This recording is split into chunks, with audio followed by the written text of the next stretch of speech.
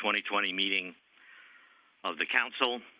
I'm Tom Bashosky, the Council Chair and the Director of the Arizona Department of Water Resources. It will be good to hear your voices again. I would much prefer that this be in person. I kind of miss interacting with all of you. It's something we all have to deal with in our virtual world. Please be aware that this meeting is being recorded, and we will post the recording to our website probably within about 24 hours of this meeting. I'm going to again ask Zach Richards to call out the name of each council members so we can do roll, so to speak. When you hear your name, please unmute and introduce yourselves. And we're going in alphabetical order, I believe, just to give you a little heads up. So Zach, can you go through the roll? Sure. Thank you, Director. So starting with the last names in alphabetical order going down. Aha, Bass.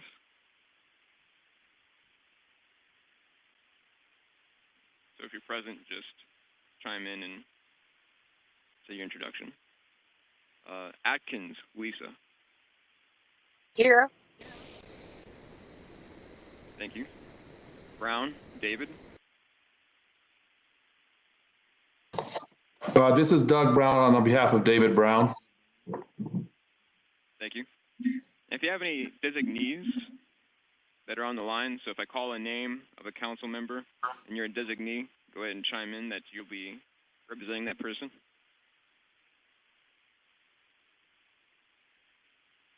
Misael Cabrera. Good morning, everyone. Thank you. Chris Camacho.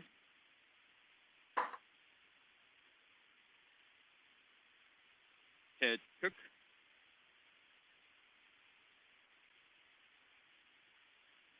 Maria Dadgar. Good morning, everyone. Good morning, tribal leaders. It's Maria Dadgar, Executive Director of the Intertribal Council of Arizona. Thank you. Ron Doba. Good morning, Ron Doba representing Namwa. Thank you. Doug Dunham.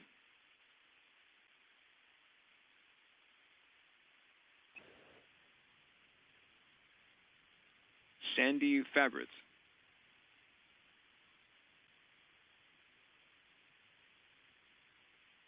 Representative Charlene Fernandez.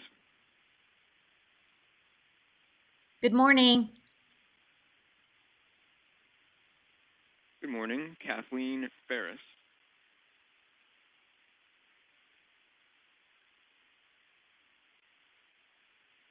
Brady Gamage. Bill Garfield.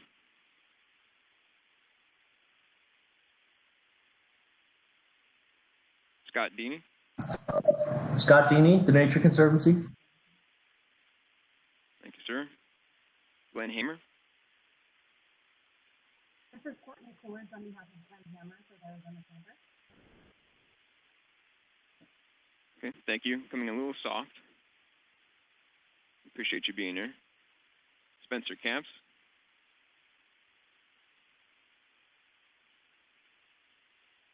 Jamie Kelly. John Kamik.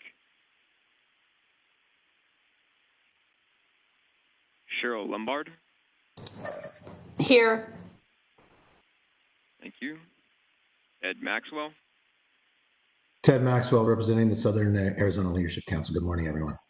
Good morning. Stephen Miller.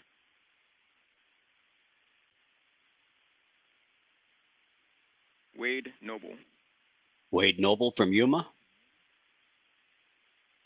Thank you, sir. Virginia O'Connell. Virginia O'Connell, Arizona Water Banking Authority. Thank you. Dennis Patch. Dennis Patch this is Margaret Vick. Dennis Patch is in a regularly scheduled council meeting today. I will be attending that meeting as well, but we're tag teaming to participate. So thank you. Thank you, Margaret. Sarah Porter.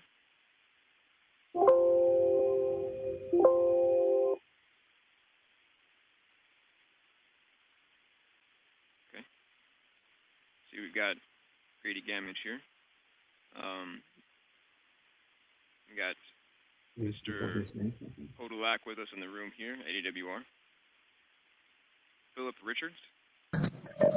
Philip Richards with APS. Thank you, sir. Dave Roberts.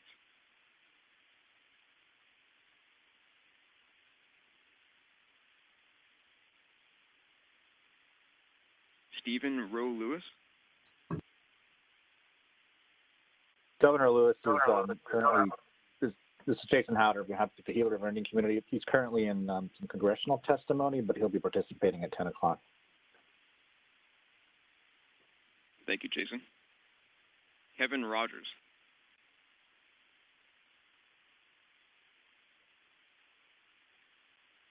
Stephanie Smallhouse. This is Chelsea McGuire, designee for Stephanie Smallhouse. Thank you, Chelsea. Mark Smith. Craig Sullivan. Good morning. This is Craig Sullivan with the County Supervisors Association. Thank you, sir. Warren Tenney. Good morning. Warren Tenney with AMWA. Thank you, Warren. Tim Tomier. Good morning. Tim Tomier with the City of Tucson. Thank you, Tim. Philip Townsend.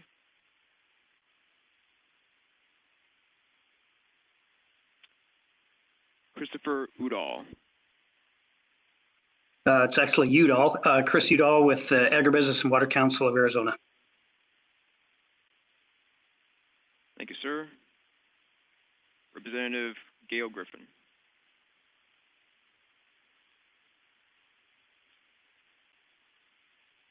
Senator Sini Kerr.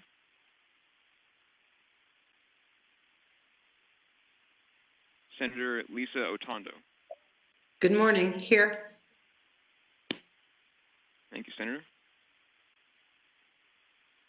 That completes the roll call. I'll now turn it over to the director. Excuse me, sir. This is Tim Navajo. I'm a chairman from the Hopi tribe, also on the line.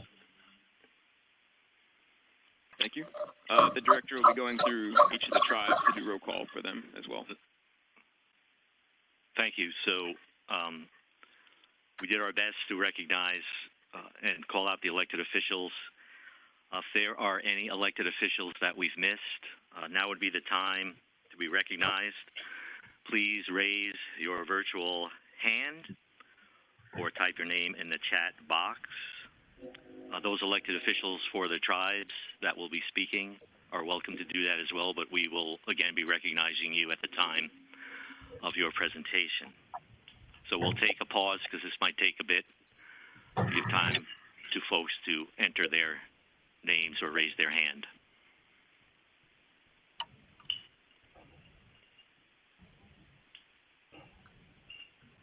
Good morning. This is Damon Clark with the Wallapai Tribe. I'm here present.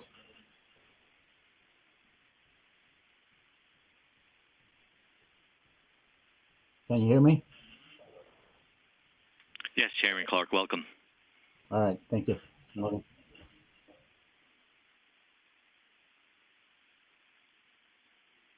Again, pausing to give folks a chance here.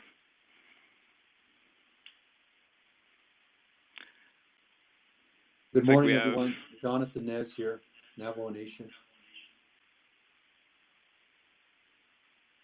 Good morning. We have Gary Gold on behalf of U.S. Senator Christian Sinema. I think we might have some more elected officials. I'm seeing faces pop up on the screen.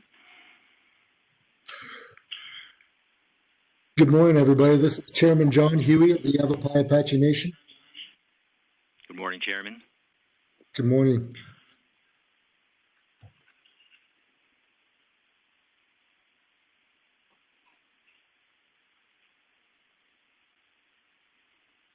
Good Morning, this is Pauline Yellow Hair from the San Juan Southern Paiute Tribe, and tribal president. Good morning.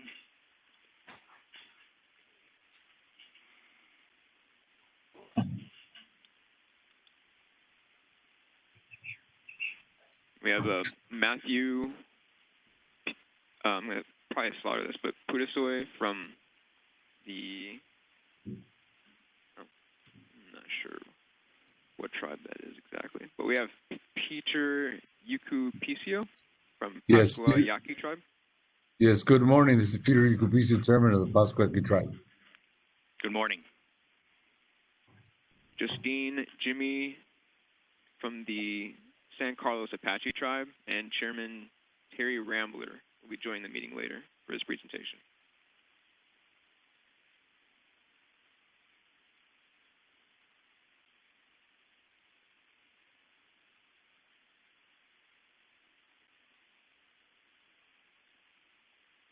So hopefully we covered and had an opportunity for all the elected officials. If there are any other staff members representing any of our federal delegation, we already recognize Gary Gold on behalf of Senator Sinema. I'll ask you at this time to, again, raise your hand or enter your name in the chat box. And again, we'll pause for a bit here to allow anyone to do that.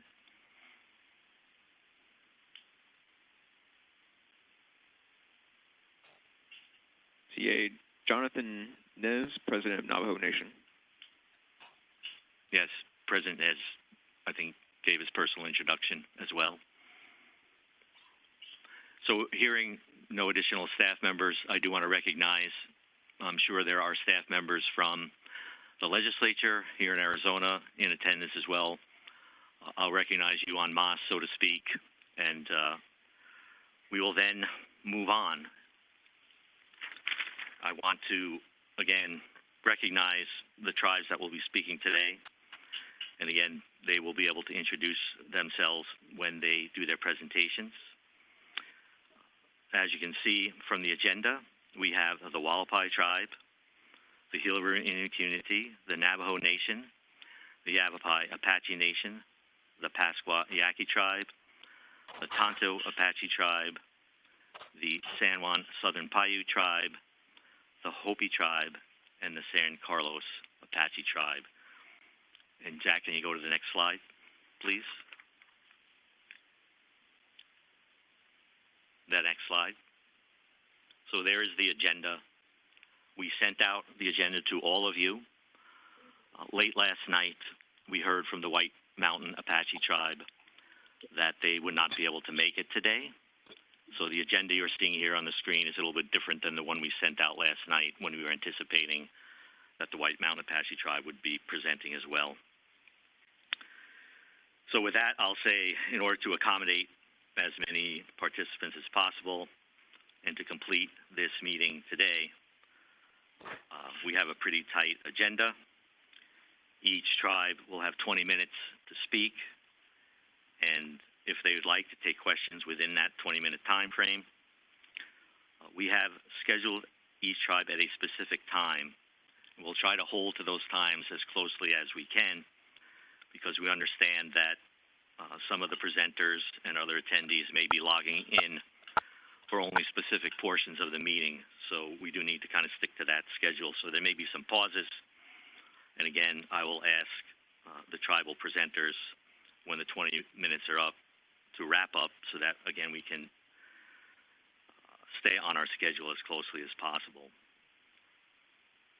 Again, we are asking all of the council members and the presenters to hold their observations until later in the meeting, again, unless the speaker specifically asks for questions in the time remaining that they have within their 20 minutes. There will be about 5 minutes between each presentation to allow for the next speaker to get prepared and for us to put up PowerPoints for those tribes who have given us PowerPoints ahead of time, and I thank those that have been able to do that in getting them to us in a timely manner.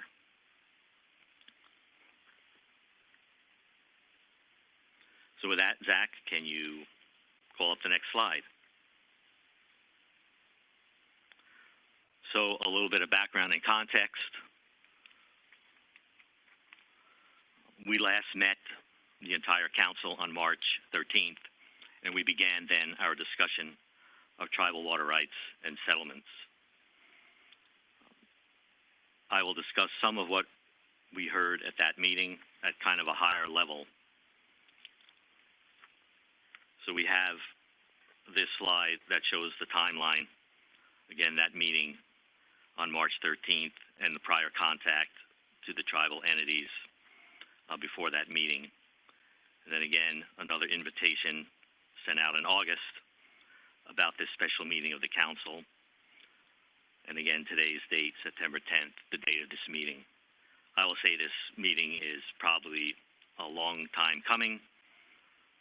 That's largely because of COVID and the virtual world we're all living in, but also because we understand impacts to tribal communities from COVID have been very large.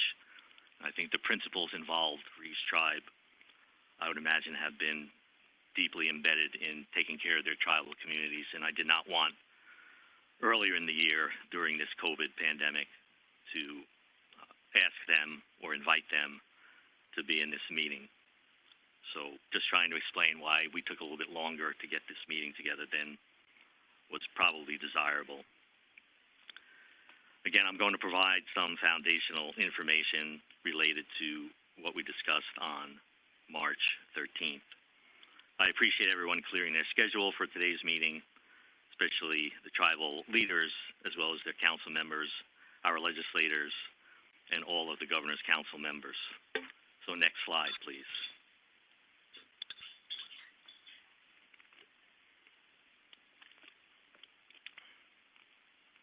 I want to point out on this slide before I start speaking that the March 13th presentation that I gave, you can see the entire presentation on our website, and the web address is there at the bottom of this slide. I'm going to only go through some high-level background material in this meeting today. So starting with that background material, there are 22 federally recognized tribes in Arizona. Of those 22, 4 have had their water rights determined through court decree. 10 have had their claims settled either in whole or in part. And so we have 11 tribes with outstanding claims, again, in whole or in part. So tribal water rights include federal reserve rights, which are unique. A couple of the key components to those rights are the fact that the priority date of a tribe's reserved water right is the date of the reservation's establishment, regardless of when water was first used. And the right does not lapse for non-use of the water. And again, I'm going through this at a very high level. I'm not getting into every last detail for those attorneys out there who know there are lots of other potential rights for tribes. Again, pointing out that tribes may also have rights under state law. And moving on to what we discussed as some of the benefits of settlements to tribes. And they include that litigation is time-consuming and expensive, that the outcome of litigation is uncertain, and that litigation may result in an award of water, but no infrastructure to divert or use the water. And Congress usually appropriates money for infrastructure in a water settlement so that the tribes can actually put their water to use. Common elements of tribal water rights settlements include that settlements are tailored for each tribe. Federal and non-federal contributions vary with each settlement. Congressional approval is required for all settlements. Usually an allocation of Colorado River water, in most cases CAP water, is part of the water budget of these settlements. And the right to lease that CAP water to other water users within Arizona is something gained by the tribes in the settlement negotiations and agreements. The right to a volume of groundwater and surface water on the reservation for use by the tribe is often, again, part of the water budget. and the construction of infrastructure to withdraw or divert water and deliver that water to locations on the reservation is also usually part of the settlement packages.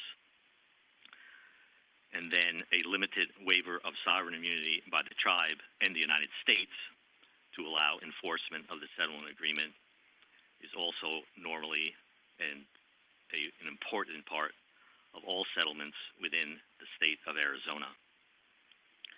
So there are many issues that arise during tribal water rights settlement negotiations, but ultimately, the total package must be acceptable to all the parties to have a successful settlement agreement and successful congressional legislation.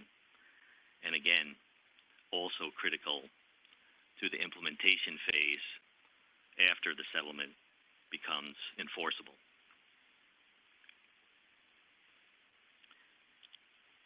So now we can move on to the next slide, Zach. At this time, we're going to begin the presentations from the tribes. Again, everyone should have the agenda, and hopefully you were able to modify it, showing that White Mountain Apache tribe will not be speaking. They were the very last speaker in our list of tribes speaking. The first presentation will be by Chairman Damon Clark on behalf of the Wallapai tribe. The next slide, please. So Chairman Clark, it is good to see you again. Thank you. We've spent many hours together working on the negotiations of the settlement, and in Washington, D.C., making the rounds on the Hill and testifying in several hearings. I'm really looking forward, Chairman, to the point in time when we get your settlement passed through Congress. So with that, I will turn the time over to you, Chairman Clark, and All right. we'll have 20 minutes, so please proceed. All right, thank you. Chairman Busowski and members of the council, I am Dr. Damon Clark. I've served as the chairman of the Wallapai tribe since 2016, re-elected in 2020, and have 4 more years of my chairmanship. I appreciate the opportunity to appear before you to discuss the dire needs of water of our tribe and our efforts over the past decade to secure a congressional ratified water rights settlement that would address those needs and provide a secure, permanent municipal water supply to our reservation. First, the tribe's critical need for additional water. The Wallapai Reservation encompasses approximately 1 million acres in northwestern Arizona that our tribe has occupied since time immemorial. All lands on our reservation are tribal trust lands. There's no allotment or fee holdings. The Colorado River is on our edge that forms 108-mile northern boundary of our reservation through a portion of the Grand Canyon. Our reservation has no significant surface streams other than the Colorado River. It's very limited groundwater resources. The tribe's principal residential community at Peach Springs now relies exclusively on 3 groundwater wells in the Truxton Aquifer near the reservation's southern boundary. These existing wells are depletable resources, and well levels on the reservation have been dropping for years. The wells in the Truxton Aquifer were installed back in 1975. So the piping for the well system is over 45 years old and has failed in the most recent past, leaving our community without water for several days. One of the wells has also suffered episodes of dangerous E. coli and chloroform contamination. When that well is out of service because of contamination, we have been unable to supply sufficient water to the Peach Springs community. So we have to implement strict mandatory conservation measures. Because this groundwater is currently the only water source for our residential needs on the reservation, we're very vulnerable to any short-term interruptions in supply from these wells, and also vulnerable to the undeniable long-term decline in the water levels in the Tuxton Aquifer. Our future depends both upon having a quantified water right from the Colorado River, which forms, again, the very boundary of our reservation, and upon obtaining the infrastructure needed to pump that water up 4,000 feet in elevation to the reservation and deliver it to our people. The Wallapai Reservation does not have the natural resources to permit commercial agriculture, timber, or mineral development. But the reservation's virtually unique location on the Grand Canyon has given the tribe an opportunity to create self-sustaining tourism-based economy. Over 2 decades ago, we opened Grand Canyon West to attract tourists to view magnificent vistas and views in the Grand Canyon, chiefly visitors from Vegas, 2-hour drive away. The nearest groundwater to Grand Canyon West is 35 miles away, and the low producing well there is not able to pump water due to the current drought, thus endangering the tribe's ability to keep our tourist facility open. Plus, with the onset of the coronavirus pandemic, we had to shut down. Also, we have to have water hauled from Peach Springs to Grand Canyon West. Prior to the current pandemic, Grand Canyon West and other tribal enterprises such as rafting on the Colorado River, along with our tribal government, employed more than 1,500 workers. More than 550 of them were non-tribal members. Indeed, the Wallapai tribe was the second largest employer in Mojave County. At certain times, we were the first largest employer.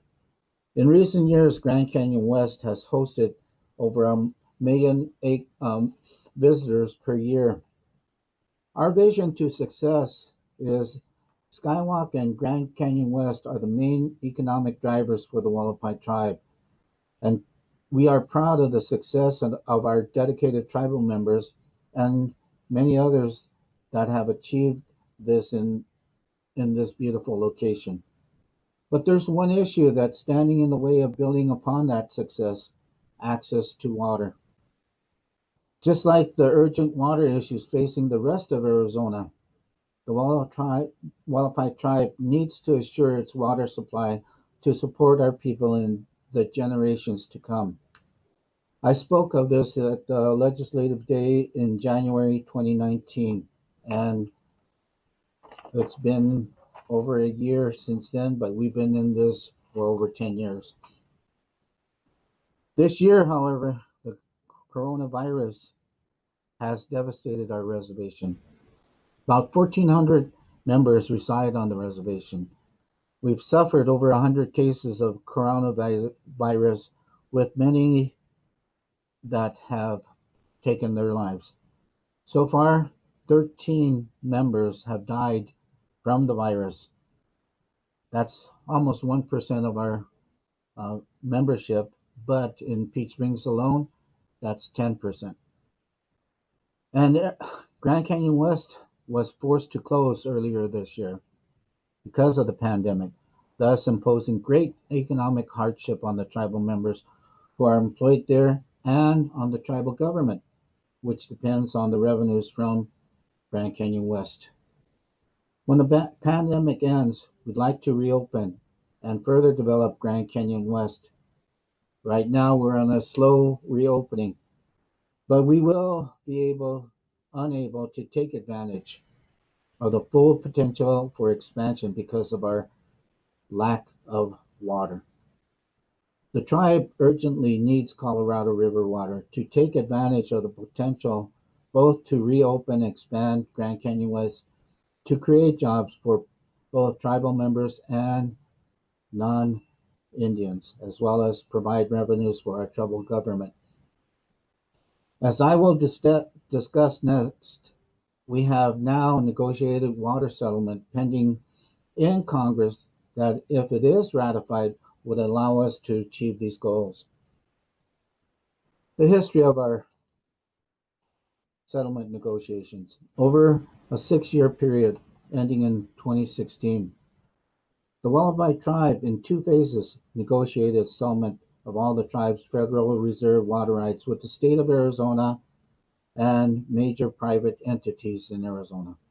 Salt River Project, Central Arizona Water Conservation District, and Freeport Minerals Corporation.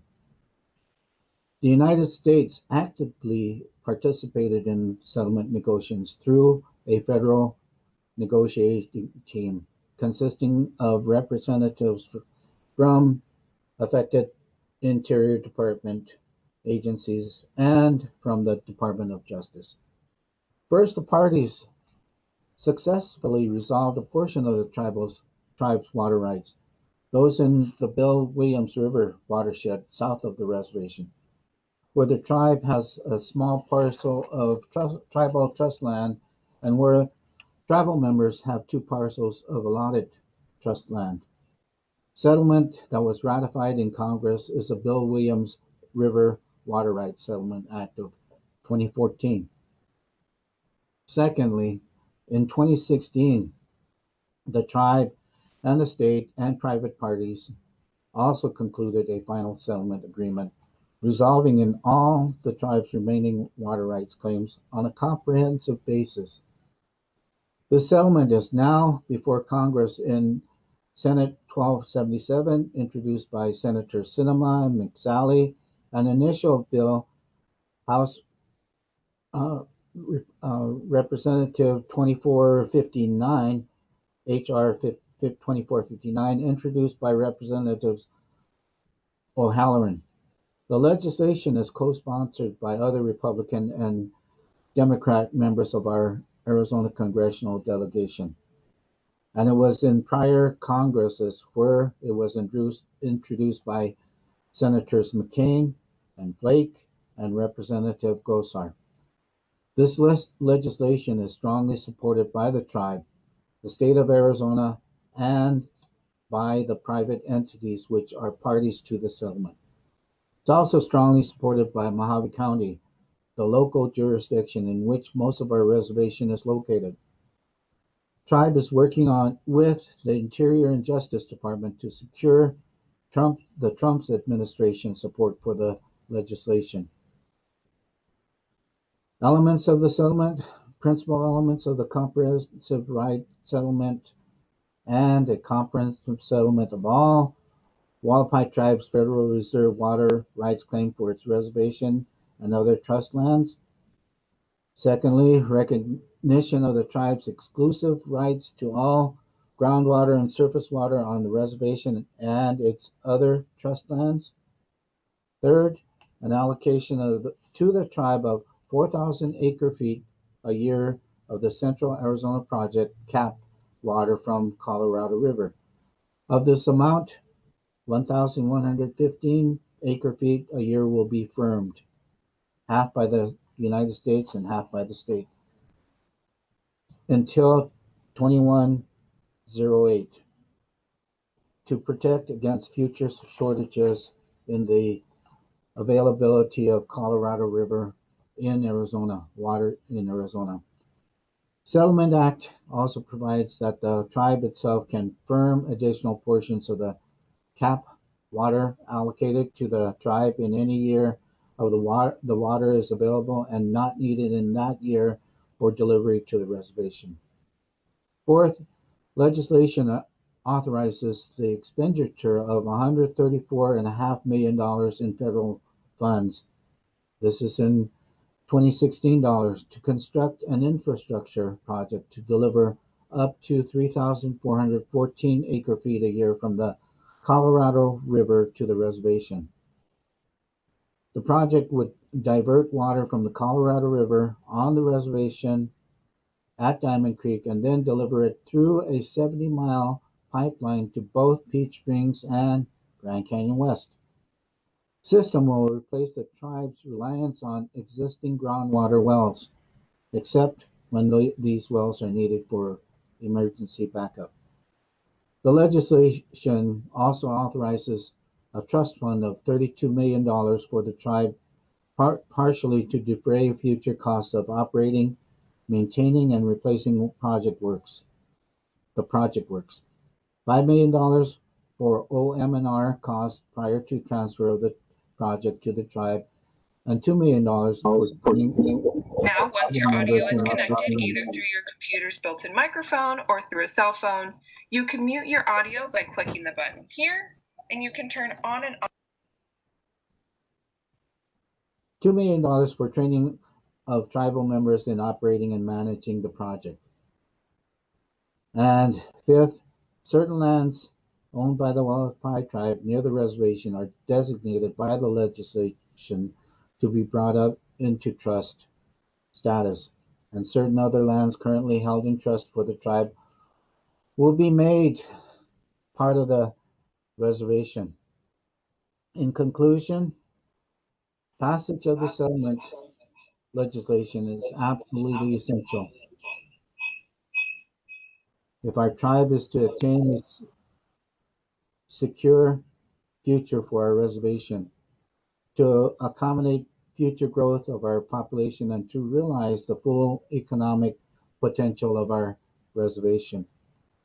We have done everything possible to provide jobs and income to our people in order to lift them out of poverty, but the lack of a secure and replenishable water supply on our reservation is a major obstacle that prevents us from achieving economic self-sufficiency. On a personal note, I've lived here in Peach Springs since I was 11 years old. Before that, just visiting often during my earlier years. I lived in Kingman with my grandparents. I'm now 53 years older. Peach Springs has not changed much. There are more people, more homes, more problems with unemployment, issues with alcohol, drugs, suicide, education. We have had little growth economically within Peach Springs. The gym is still the gym of over 60 years. Youth have little to look forward to when they go to college and return. But when we encourage them to go to higher ed, this settlement will help and hopefully enhance our ability to do something for our future, the youth.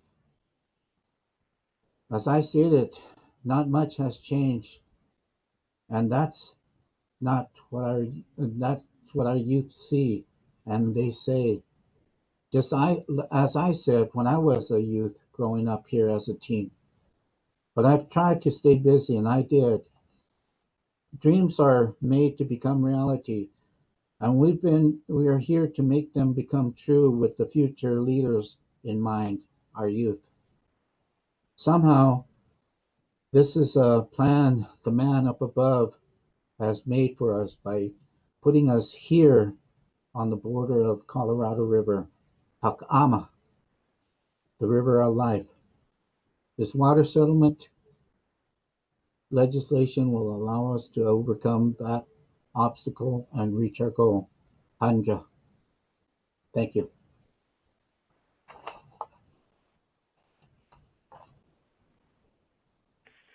Thank you, Chairman Clark. I don't know how tight your schedule is, but there is 3 minutes or so left on your time slot. If you would consider entertaining any questions from the members of the council.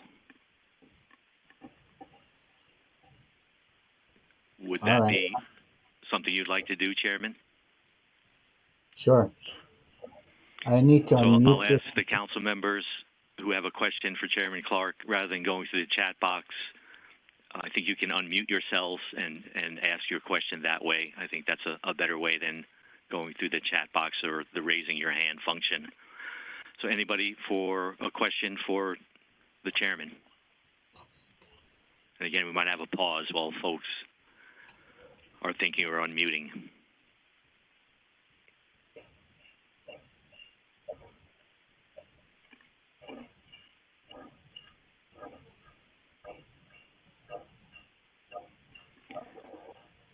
So I'm not hearing any questions. So in the minute or so left, I'll just weigh in and say that one of the huge challenges we've had, and Chairman Clark's well aware of this, with this particular settlement, is that the federal government has changed their policy in terms of funding from project-based funding to fund-based funding. And there's a lot of reasons for that, including cost overruns when they've committed to projects in the past. So it's been a major sticking point for getting this settlement moving forward through Congress. And we talked a little bit about that policy shift in our March 13th meeting.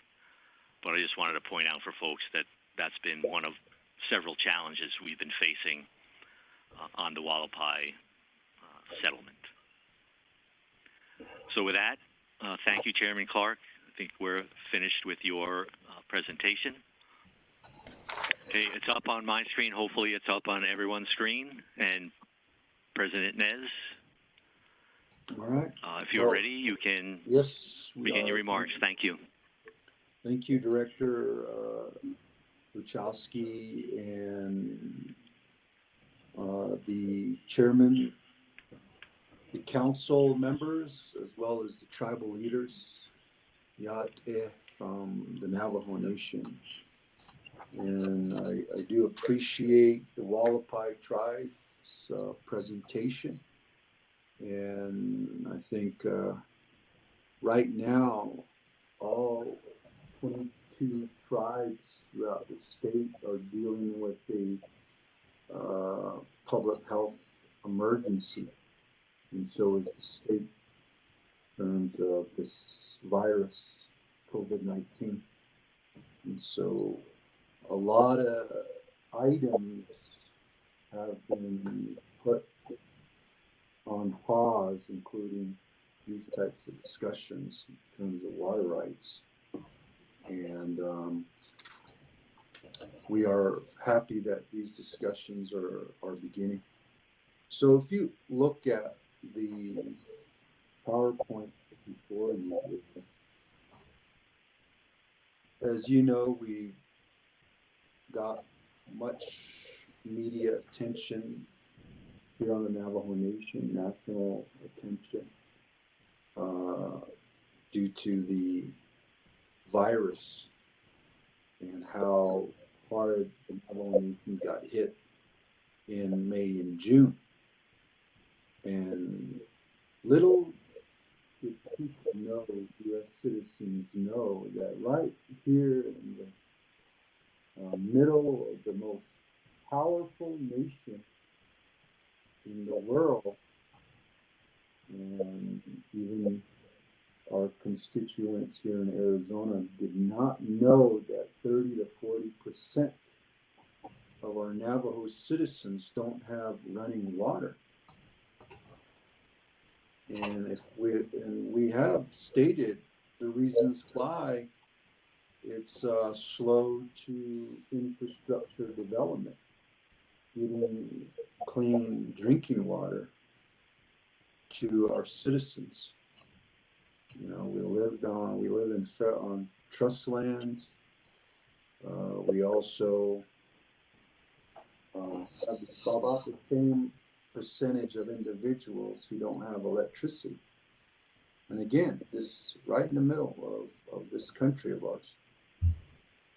And there have been many people out there asking, hey, President, how can we help? You know, and I appreciate the outreach from our nation, and then those that, you know, assisted us with our relief efforts because of the slowness in response from the federal government and the state being a pass-through of funding. And tribes have always advocated for direct appropriations from the feds. And as you see there and on the map, these are homes without access to safe drinking water and basic sanitation. And that's a lot of areas throughout our nation. And other tribes are in a similar situation as the Navajo Nation. And 30 to 40% Navajo households lack complete indoor plumbing facilities. Now, if you go to the next slide there, members of the Navajo Nation are citizens of the state of Arizona.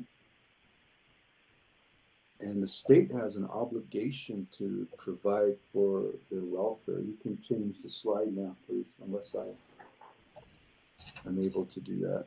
Okay. However, in water rights settlements with tribes, the state of Arizona aligns itself with non-Indian interests. I know we're going to say here, no, that's not right. But we have seen that many occasions. And our constant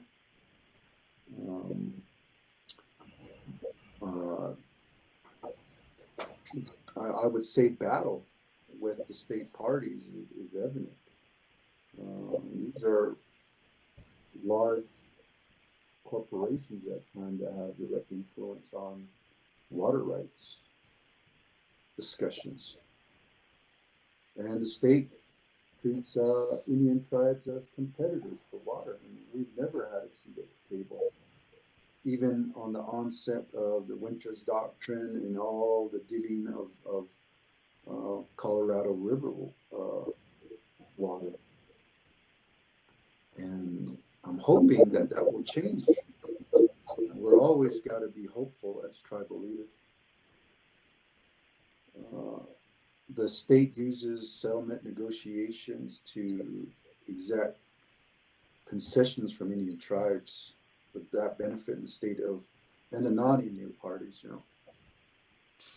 And I was interested in hearing the presentation from Gila River. We got the Wallapai tribe that did a presentation.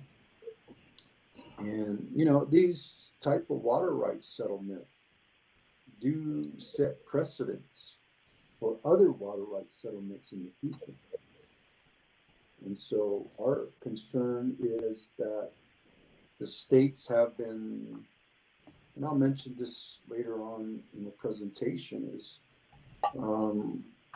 limiting us to put lands into trust and also holding off on getting water from different water rights settlements. In this pandemic, it is important that we get clean water to our citizens for personal hygiene. If you can go to the next slide, slide 3. You've probably heard this, or if you visited, gone to Lake Powell through Flagstaff and up the page, you'll see billboards that say To'e'ina. And to translate that is water is life. And our citizens still today have to go many miles to get their water. And most of the time, it's for the livestock, because we are a livestock nation, and whatever's remaining water goes for drinking. I know that might sound hard to believe, but our livestock also help us sustain life.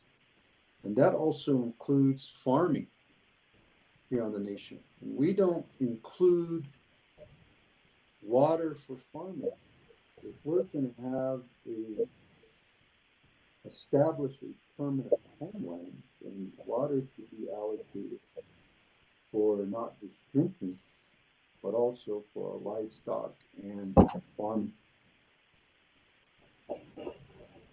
The Navajo people lack water infrastructure.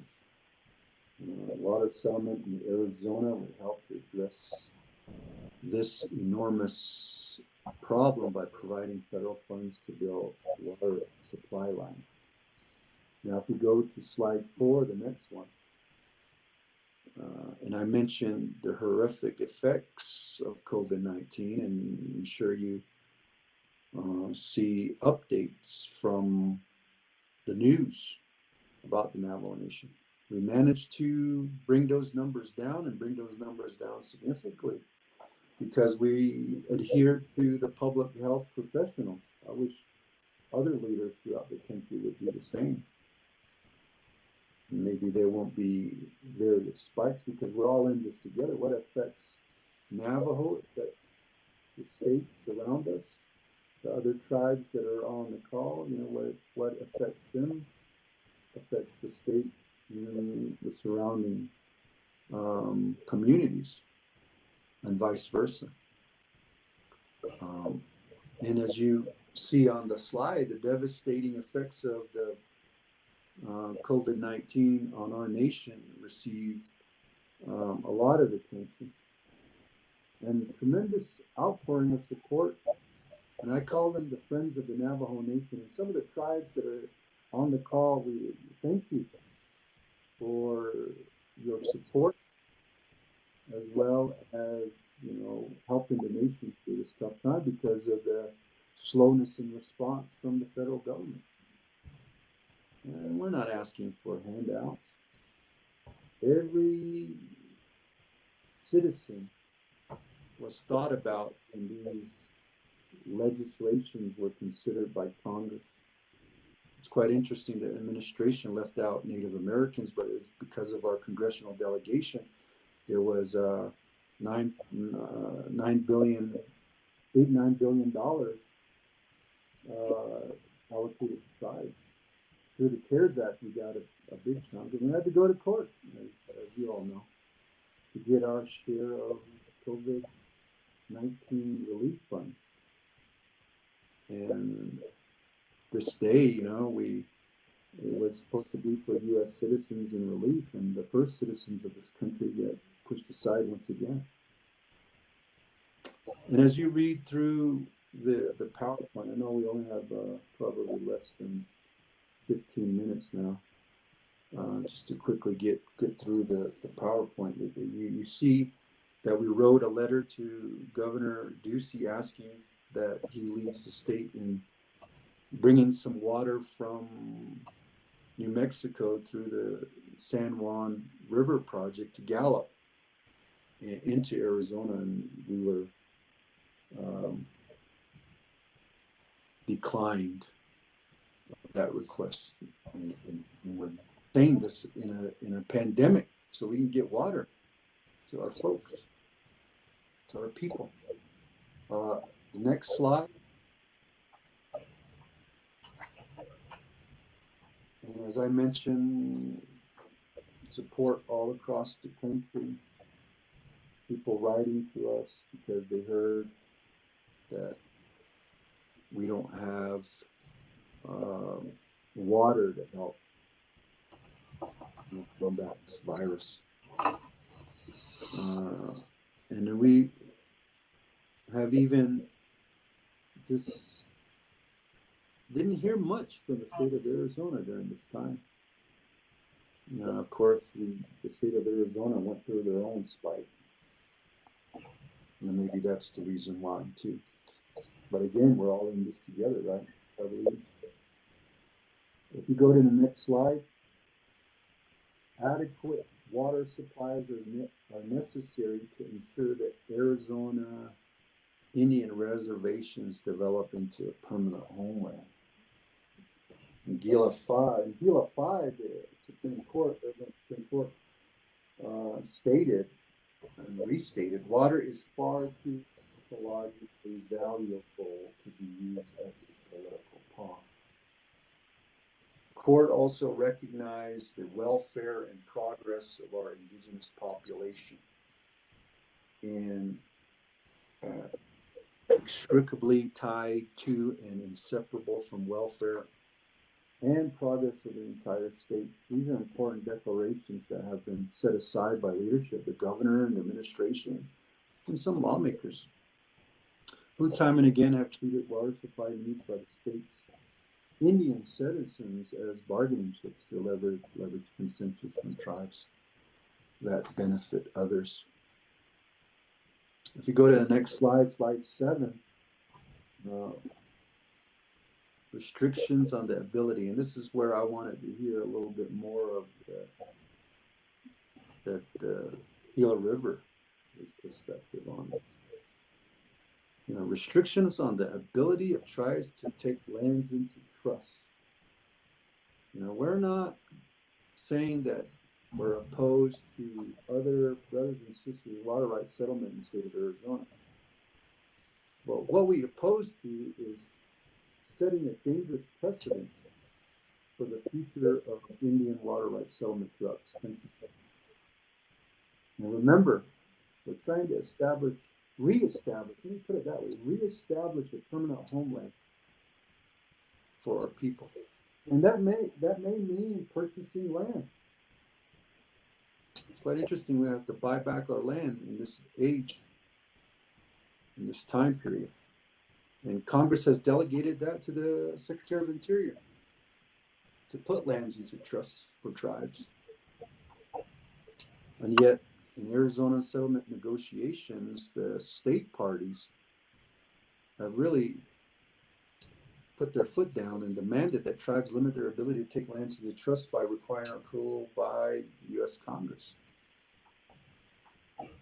The state of Arizona has an express policy contrary to the direction of the Supreme Court of putting tribes in the impossible position of making a choice between their right to seek additional trust lands necessary to provide a permanent homeland for their people and water supplies necessary to make a homeland viable. To'eina, water is life. And slide 8. In Gila 3, the Supreme Court of the state of Arizona recognized that Federal Reserve rights holders, including in tribes, quote, enjoy greater protections from groundwater pumping than do holders of state law rights. Again, however, Arizona tribal water settlement negotiation, the state parties once again demand that tribes relinquish groundwater protections necessary to secure adequate water supplies, leaving them with less protections than state water right holders. Surface water supplies on the Navajo reservation are inadequate to meet the needs of a permanent homeland, and the nation must have access to reliable groundwater resources.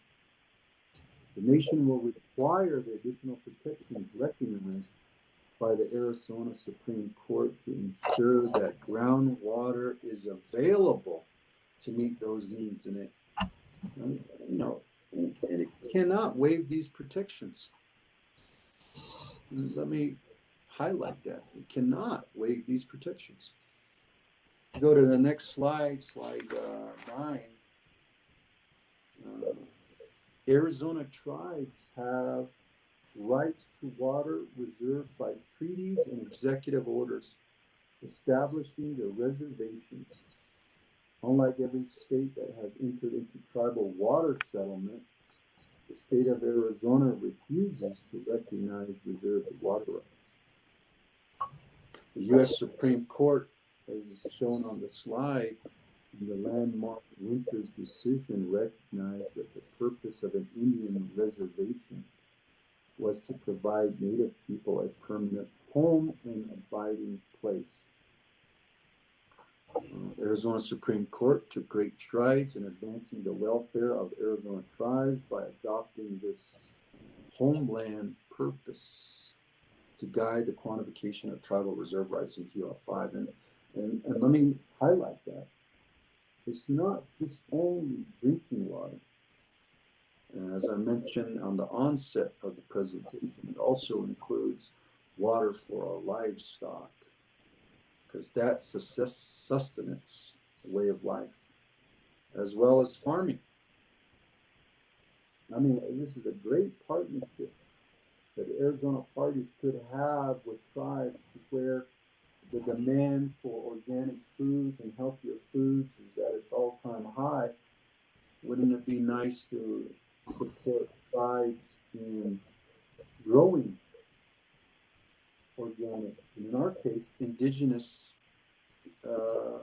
foods, which is the most healthiest that you can have, I'm sure, because these are seeds that were handed down from one generation to the next. We could be able to feed our own, and that's our stance. To be a true sovereign nation, you should have the ability to feed every single citizen in your nation, and then be able to bless others around us. And that's true sovereignty. Back to the PowerPoint. Despite these clear and equitable decisions, the state parties, including Arizona SRP and CAWCD, refuse to recognize that our water rights recognized in tribal water settlements are federal reserve water rights. Let's go over to slide 10. Next slide. President Nez, with all due respect, we're at 20 minutes. I'll ask you to take a little bit of time to finish up, if you could. Thank you. I'll take Gila River's time. I just got 2 more slides. The Navajo Nation has entered into major water rights settlements with 2 other states where its lands are located. And as you see in the PowerPoint, in New Mexico, the San Juan River, Utah, we're almost there. I think that Navajo-Utah water rights settlement could be a springboard to getting our water rights complete here in the state of Arizona. And so the last slide there, tribal water rights, tribal water settlements are good for the state of Arizona, and as I mentioned, for everybody. And I think this is a time that we all should regroup and see what the benefits for all citizens of the state, or even the Southwest, in terms of getting the fair share of water to our tribal nations.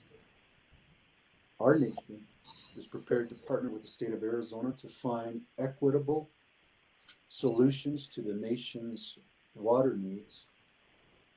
We only ask the state to participate in negotiation in its governmental capacity as a steward for all of its people and their natural resources, and to do so in good faith. So thank you for the time. Apologize for going a little bit over. Yeah. Thank you, President Nez. Since there is no time left here for questions, we're going to move on then to the next presentation by Yavapai Apache Nation.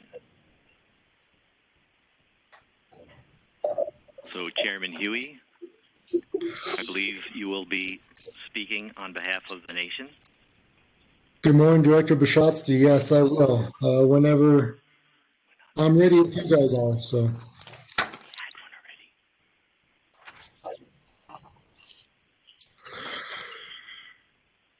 Director Bishotsky, are you ready?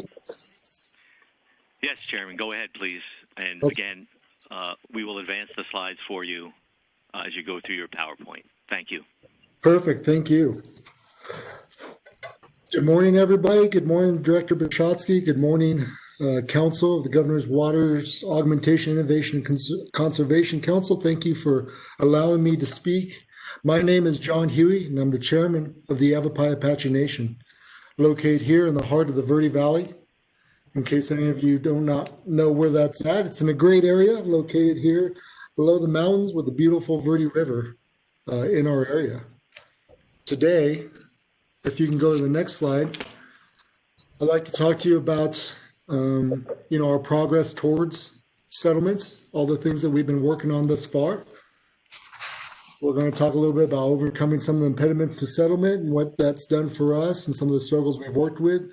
The importance of a flowing Verde River, and the latest topic, which is the Gila River adjudication as well.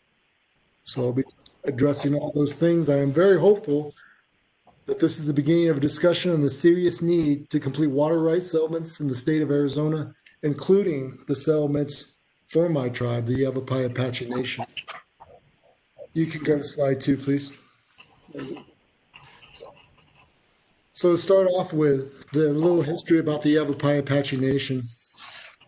The Yavapai people and the Apache people, two separate tribes with two different cultures, different languages, have lived here in the Verde for as long as we can recall.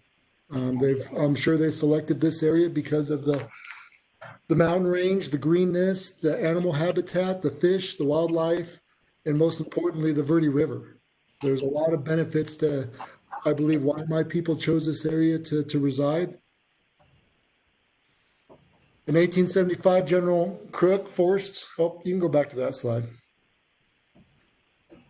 Go back one, please.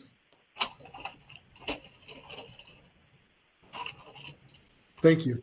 In 1875, General Crook forced marched our people to the San Carlos Apache Reservation, opening up our homeland for settlement by non-Indians. Once that happened, if you can imagine walking all that distance, family, children, elders, that distance is, it took down a lot of our people on that march. We honor that march every year with what's called Exodus. As you can see in that picture there is an Apache man carrying his wife in a burden basket, which is a true story of family members making that journey from San Carlos to San Carlos after being removed forcibly. We were finally allowed to return home around 1900 to begin rebuilding our communities in what is now called the Verde Valley. So many years later, if you were removed from this land as a small child,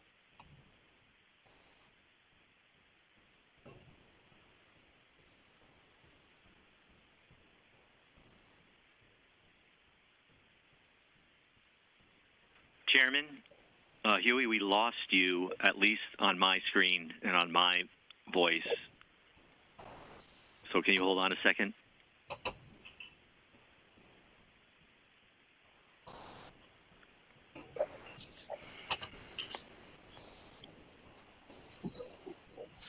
Okay, I think we see you again. Can Chairman Clark, I think if you could mute yourself, I think your picture keeps popping up because you're unmuted. If you could mute yourself, that would be helpful.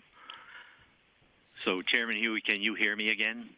I can, Director Bishotsky. Can you hear me? Yes, thank you. You can proceed. Thanks. No, thank you. After 1900 being finally permitted to return home, we had to rebuild. We had to recover. We had to deal with a tragedy to our people that has been everlasting, including, today with water settlements. Today, our reservation is just less than 3 square miles, and we're interwoven with our neighboring communities. The Yavapai Apache Nation is made up of 5 different communities, which are called checkerboard communities because of the distance through other towns and counties. We have Camp Verde, Middle Verde, Toon Lee, Rimrock, and the Clarkdale community. As the largest employer in the Verde Valley, we help to support the economics of our neighboring communities. We're one of the largest employers in the Verde Valley with our casino and with our government. We've helped our neighboring communities in many ways because of that, and we're always willing to do so. We also cooperate with our neighboring communities on many issues, including our shared interest in keeping the Verde River flowing. And you can go to the next slide, please.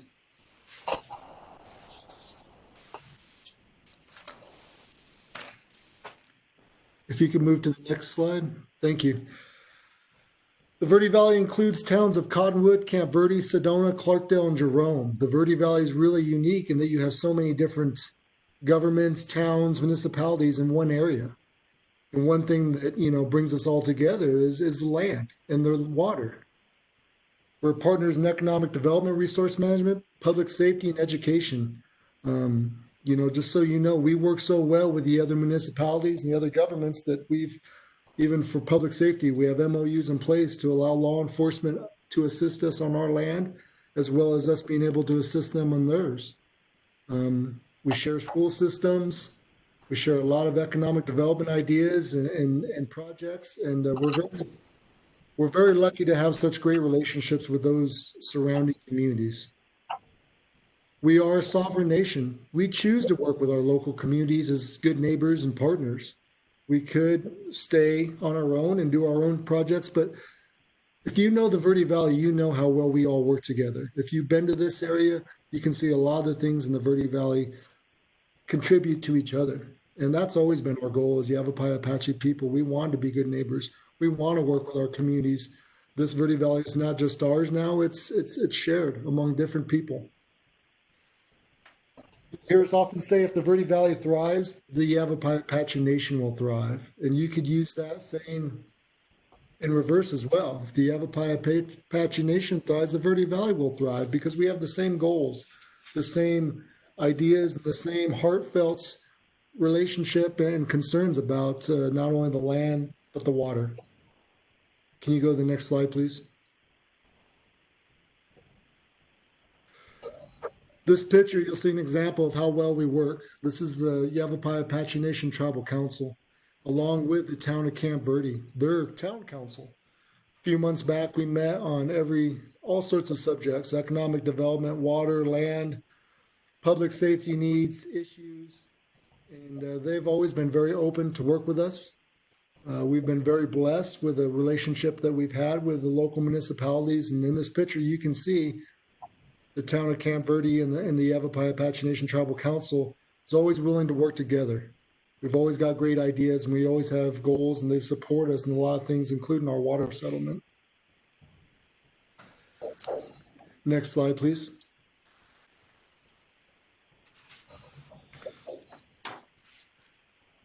I'd also like to share that over the years, we moved significantly towards settlement. We performed technical work that will support our settlements.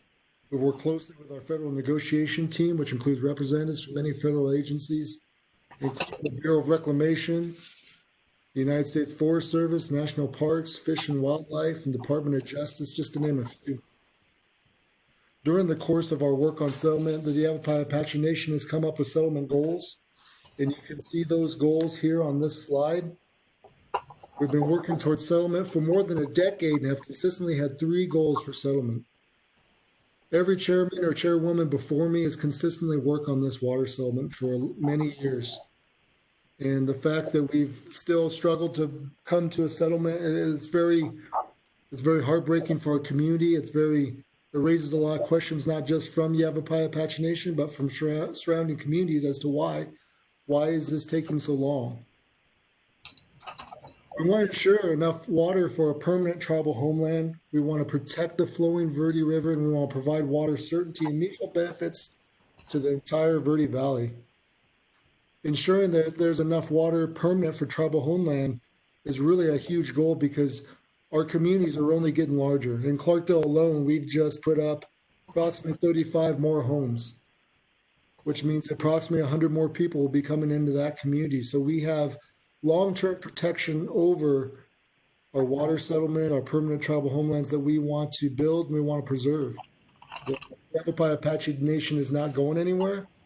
We're not reducing in size. We're only growing larger, just like many other areas in the state of Arizona. We want to protect the flowing Verde River. I can tell you, I've been up and down the Verde River my whole life. I've lived in Camp Verde my whole life. I kayaked it probably, I don't know, every other week for the last month and a half, because the water, is a great place to cool off and is a great thing to kayak. And we're very lucky to have that. But I will tell you, the water shortage in the Verde River, I've had to stop my kayak a few times and get out and walk to the next part where I could actually start reaching good flowing water again. And when I was younger in the 80s, even then, that short amount of time, the water's going down tremendously. You can see people pumping out of the Verde River on the right and the left as you're kayaking through there. Some going to ranches, some going to farms, some going to communities. And they're constantly taking water out. So we want to protect the flowing Verde River, not just for the Yavapai Apache Nation, but for all of the Verde Valley. We want to provide water certainty and mutual benefits to the entire Verde Valley. When we speak about our water settlement, really our goal is to preserve it not just for Yavapai Apache Nation, but for all the Verde Valley. We all share this great resource, and we want to make sure that there's water certainty for not just us, but the whole Verde Valley as well. If you can go to the next slide, please.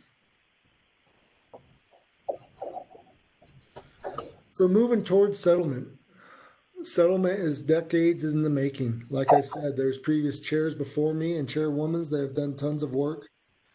One goal I'd love to see during my term, which is a 3-year term, and I'm going into my second term, was to get this water settlement completed. I've got great mentors and great people and great leaders before me. One, for example, is Vincent Randall, who, if you know him, he's aging and he's a resource and he's a great leader for our people. And I had great hopes that we could reach a water settlement so it could something he could see, because he's been battling for a water settlement for the Yavapai Apache Nation his whole life. The nation has performed significant technical work, including development of a water budget for settlements. I mentioned this earlier. We've worked closely with our federal negotiating teams and various agencies towards settlement. We've even negotiated terms for our settlement with many settlement parties, including the Salt River Project, Freeport Minerals, and even the state of Arizona through ADWR. And I'm hoping these conversations can still continue. I know everybody has their concerns and everybody has their thoughts about, the river, the water, the Verde River specifically. These discussions can continue. Terms of our negotiations, of course, are subject to confidentiality. I cannot go into details about this each and every discussion that we've had. But our goal is here to show you how much we've accomplished and how close we are to settlement. We've spent an absorbent amount of money, this amount of time, amount of resources to try to reach these settlements and try to continue these discussions with our federal and other entities that are involved in water settlement. You can move to the next slide, please.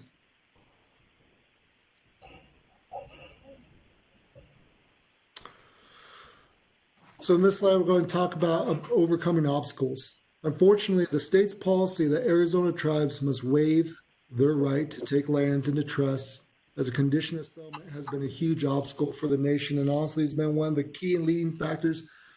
This is taking the Yavapai Apache Nation so long. Director Bishotsky, when you spoke earlier and mentioned that there's 22 tribes in Arizona and there's only 4 settlements that have been reached, I believe that this rule, this ideology has a lot to do with why settlements are not reached sooner and faster and more equitable for the tribe and the states and the other parties involved. That rule, or that idea that the state's policy of Arizona tribes must waive their right to take lands into trust as a condition of settlement has been a huge, huge obstacle for the nation. And that's something we will never agree to, because in a form that's reliving the past for us all over again, having our lands taken away and be put in a position where we have to decide, and that's not fair to us. Our reservation is geographically small and interwoven with our neighbors. We've almost maxed out our capacity to build homes on our small land base, yet we are a very young and growing population. The majority of our tribe is middle-aged. They're having children. People that are my age have large families. We want to keep that going. And restricting and making us make a decision on not taking more lands into trust, not having the ability to grow our lands, is not an option for the Yavapai Apache Nation. We have selected some additional lands that the nation would like to be able to take into trust through the normal process, even after our water settlement is complete. So even though we are faced with some of these obstacles, we've come up with creative ideas to try to get lands for our people, get lands for our nation, for our tribe, for our children. Even in our Constitution for the Yavapai Apache Nation, it's written in there for the last 40 plus years that, you know, it's our goal to always take land into trust and always seek land for our people. We're working on intergovernmental agreements for free to trust with our neighbors in an effort to secure an exception from the state. That process has been very openly welcomed by our neighbors, by the town of Camp Verde, Clarkdale, Cottonwood, Sedona, the county, have all shared along with this idea with open arms and very open discussions, and this is moving forward. Our efforts to satisfy this requirement have resulted in significant delay in our water settlement. Again, the state's policy that Arizona tribes must waive their right to take Indian lands, to take lands into trust as a condition of settlement. Again, it's a huge obstacle for the nation. It really has led to what's delayed this so much longer for our tribe as well as others. And I really hope the council that's hearing my words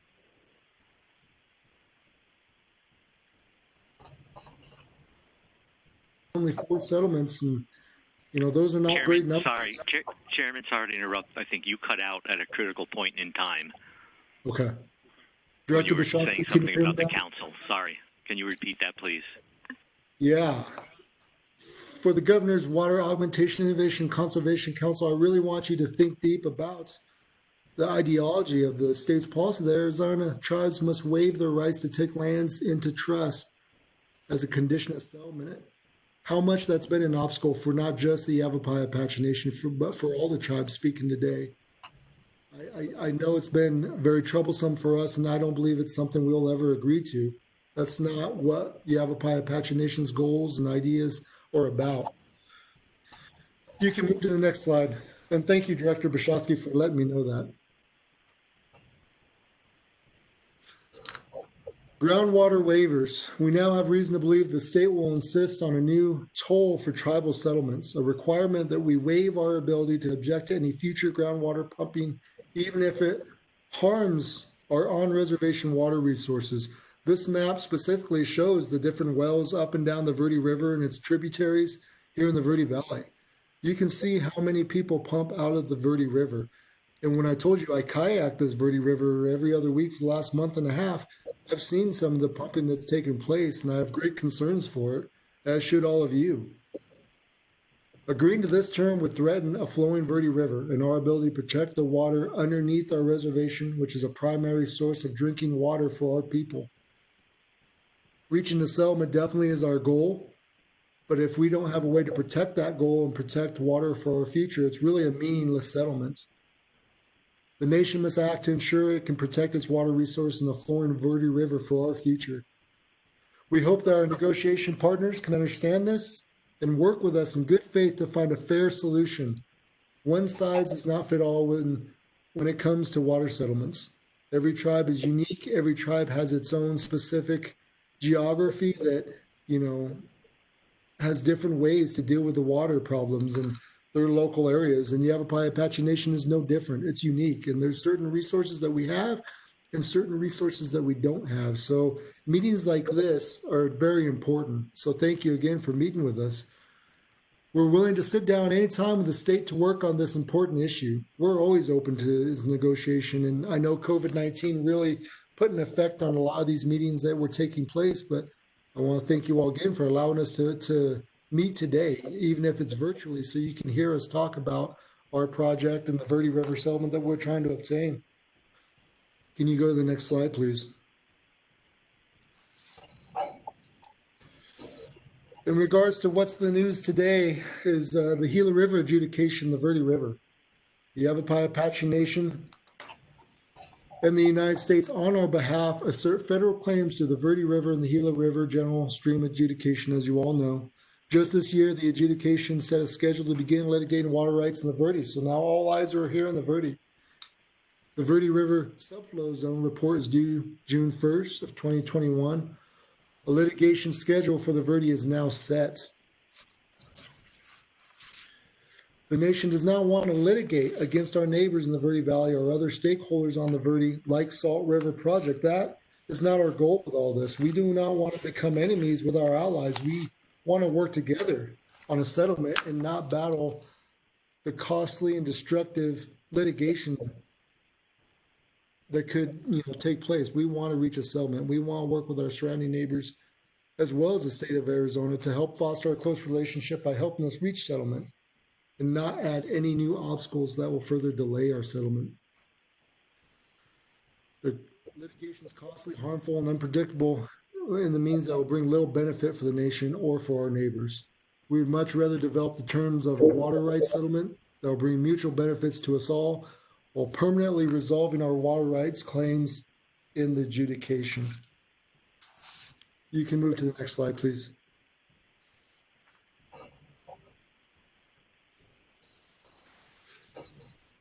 Many of you have probably seen this quote before, coming from my the previous chair and chairwoman's.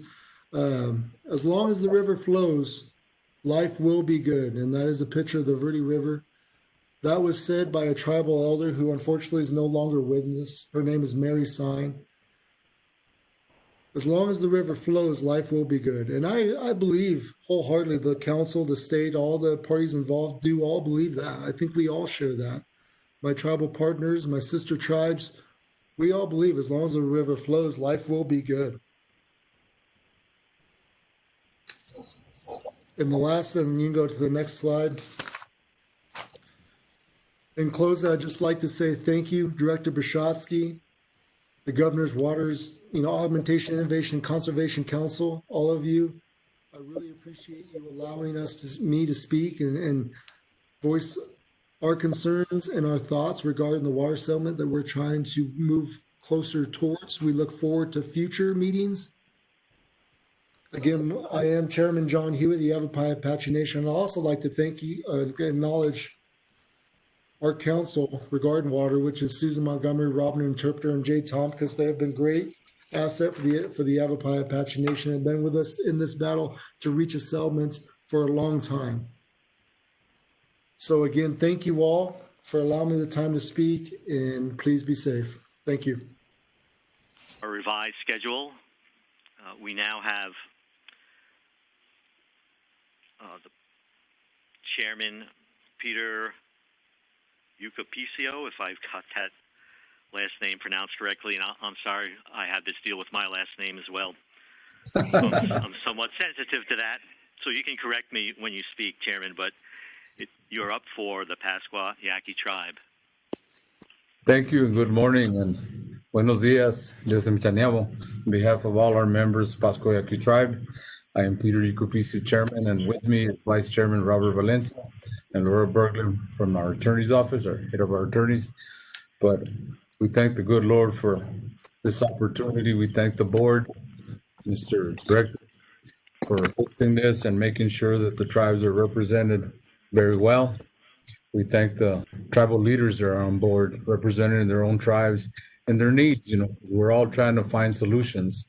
And I think it's important that we speak like this and further our communications as far as what's going on in this state with the water. Unfortunately, when I look at some of the things that we all have to face right now, the biggest threat to all the tribes, just like it was in the beginning when a lot of people came across the ocean and brought diseases and all kinds of things. This one is the same thing. It came from another nation. It came here and it's just taken over every single person's mind, heart, and soul. We have lost many members.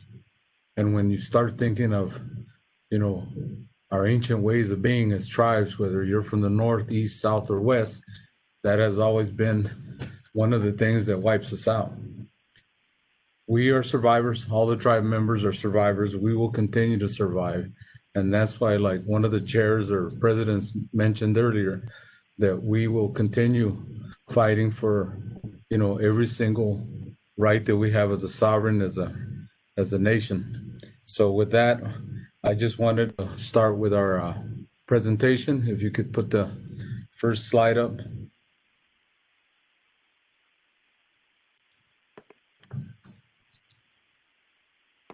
we did our my small introduction, but I would like just to look at what the state is and just hammer that first and foremost.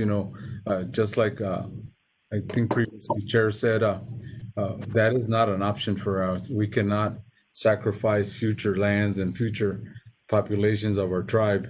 Right now, we're about one of the youngest tribes in Arizona. We average about 19 to 20 years old per member.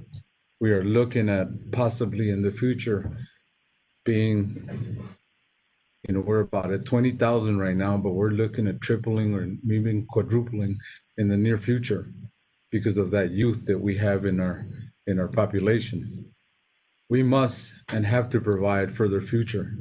A lot of us, when we start thinking about who is Pascua-Yaqui, where did they come from, where are they? We have been here along with every single tribe through time immemorial. Our simple origins start from the ocean, the water, and we then recognize that our people then were referred to as Sudam. The Sudam then walked the land and came as far north, east, and west to inhabit these lands with other tribes. For us, I think it's been very misunderstood that are you a small tribe? Are you a big tribe? Where are you guys at? And when I look at as far north as even to this day, Scottsdale, Guadalupe, Casa Grande, Eloy, Coolidge, in that area. You look at the Marana area. You look at also city of Tucson. You look at also here on the reservation, which is in the southwest corridor by Valencia Road. That is one of our priorities, is how do we provide water if every single member of that tribe and our tribe decides and they don't have any more interest in living in these cities and municipalities and they come to the reservation. Right now we have about 5,000 to 6,000 members living here on the reservation. The rest are off reservation, and a lot of them now are on a list to try and get housing and services and everything on the reservation. There is not enough land here to accommodate all the tribal members in the future, whether it's in the near future or the far future. When we start looking at the state policy and for us we will never agree to that. I think, when I look at our Congressional Act and what it was meant for, whether it was land, water, or anything else, we have to go way beyond that and try to figure out how do we get this water settlement going. And for us, just waiting for that has taken its time. But we haven't waited. We were the first tribe that started doing water storage and water wheeling with other tribes and working with other tribes that are helpful to our tribe, and we're very thankful. But sooner or later, we hope that, just like the other tribes, that there is a water settlement for all tribes, that there is consideration for their right, simple right to have water. So when I start looking at our partnerships and the partnerships with City of Tucson, our partnerships with every single tribe that we've tried to do and provide for the future of our water, I think it shows how progressive we are when it starts looking about, this tribe not settling for and waiting. We are looking forward and working towards that water settlement someday to come, and hopefully in our lifetime we'll be able to achieve that and see that. So can you move on to the next slide?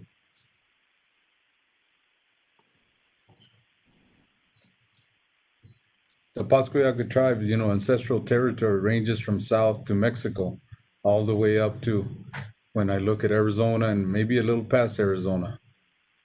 But when I started looking at, it says tribal recognition 1978, but we were here hundreds and thousands of years before 1978. There is evidence all the way down to Tumacacori and all the way to Tubac of early settlements and early before 1500. The tribe is, like I said, young and growing, and the enrollment population is about 20, but our youth are the ones that are gonna make this tribe, like I said, maybe 3 times, 4 times as bigger and stronger. So can you move to the next slide?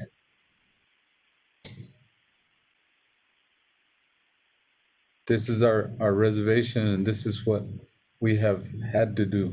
Originally, it was 202 acres, like it said. And a long time ago, I asked a congressman, and the congressman told me, we didn't think there was that many of you guys. And yet, yes, that's what he said. But, you know, when I start looking at everybody thinks we're, you know, they're not from here. Yes, we are from here. So is everybody else. And when I start thinking about, you know, our leaders like Anselmo Valencia and all them pushing towards recognition, that was exactly why he did it. Our ceremonies are ancient, our ways of being are ancient, and these lands, whether we occupied them with Apache, with Navajo, with Hopi, with all the Pima descendant tribes, we've been here right alongside of you in the ancient burial grounds in the city of Tucson and in Tubac. Some of those predate, you know, the 1500s, and a lot of those have Yaqui regalia inside their burial site. We have worked with the tribes, we have worked with the towns, municipalities to try and get a better understanding. And I do believe right now we have great relationships with everybody from all the way from Guadalupe and Scottsdale down to Tucson, Arizona, and then further south to Mexico. So next slide, please.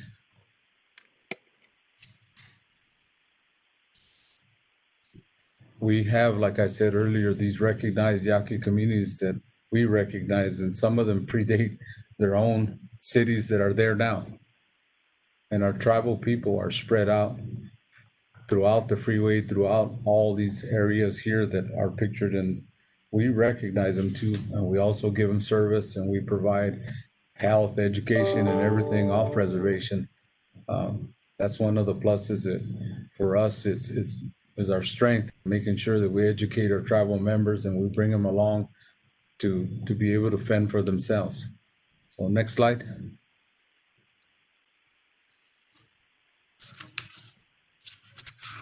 Like everybody has said, water is essential. Water is life, actually. That's how way our elders taught us. Without water, nothing. Whether it's a plant, whether it's animals, whether it's humans, will not survive. Water is essential in this state and these lands that we occupy. And we must have a sustainable water settlement for our tribe. So in this slide right here, you're seeing a traditional ramada that comes from the old mesquite trees and some of the palms. So for us, I think when you start looking at, like I said earlier, sustainable water, that comes with housing, it comes with everything else, schools and everything else that we have to provide. So next slide, please.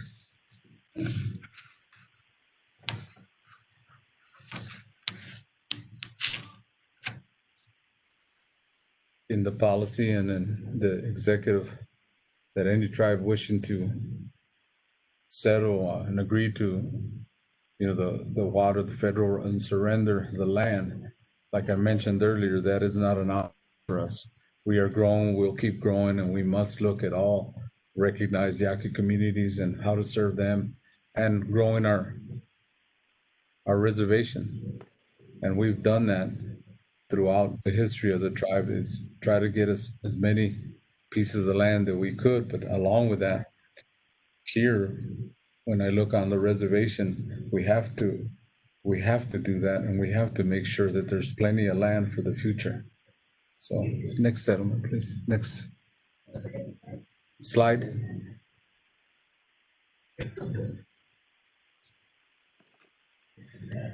This one also talks about this slide about, you know, the settlement with the state, and we have the city of Tucson, you know, making sure that they're one of our partners. They're one of the ones that we work together. We currently have an agreement with them to provide water, but we also have to work with them for a lot of other things. The original Old Pascua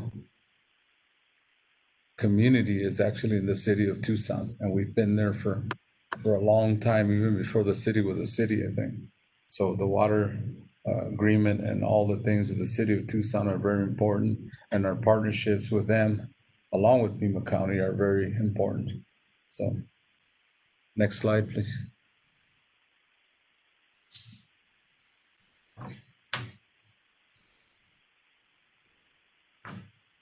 We are moving to put more and more land into trust. We're trying, but as you guys know, it takes years to do that sometimes.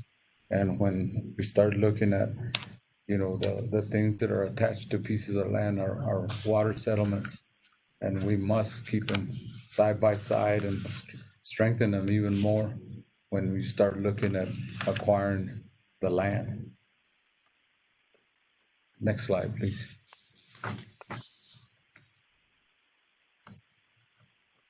Mr. Vice Chairman, is there anything you want to touch bases on and say a few things? A lot for a little bit, but they fell.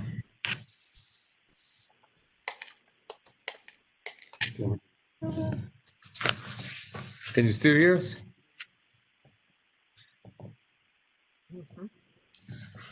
Yes, we can hear.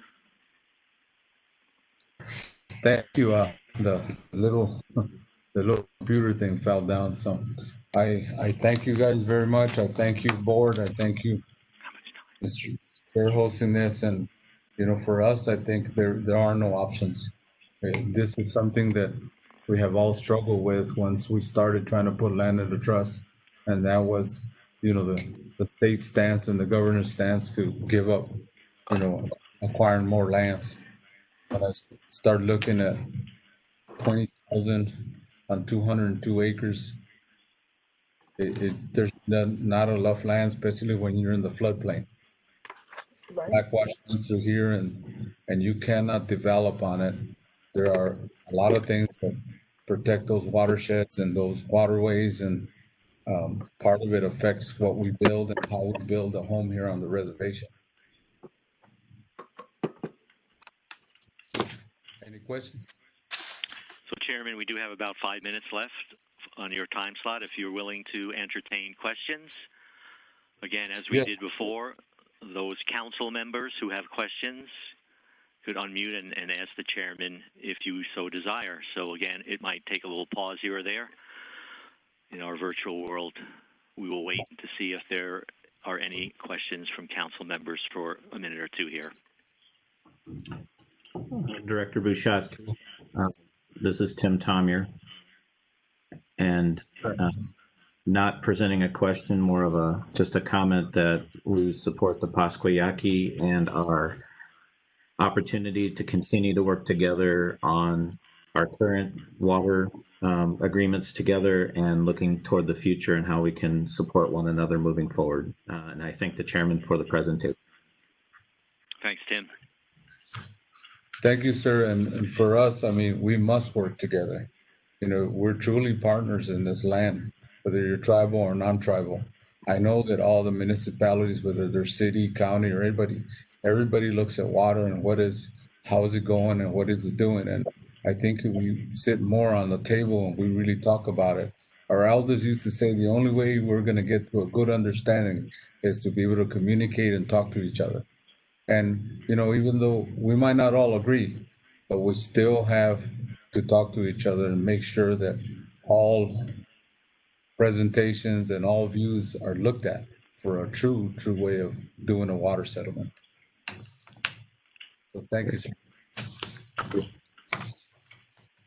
Any other council members?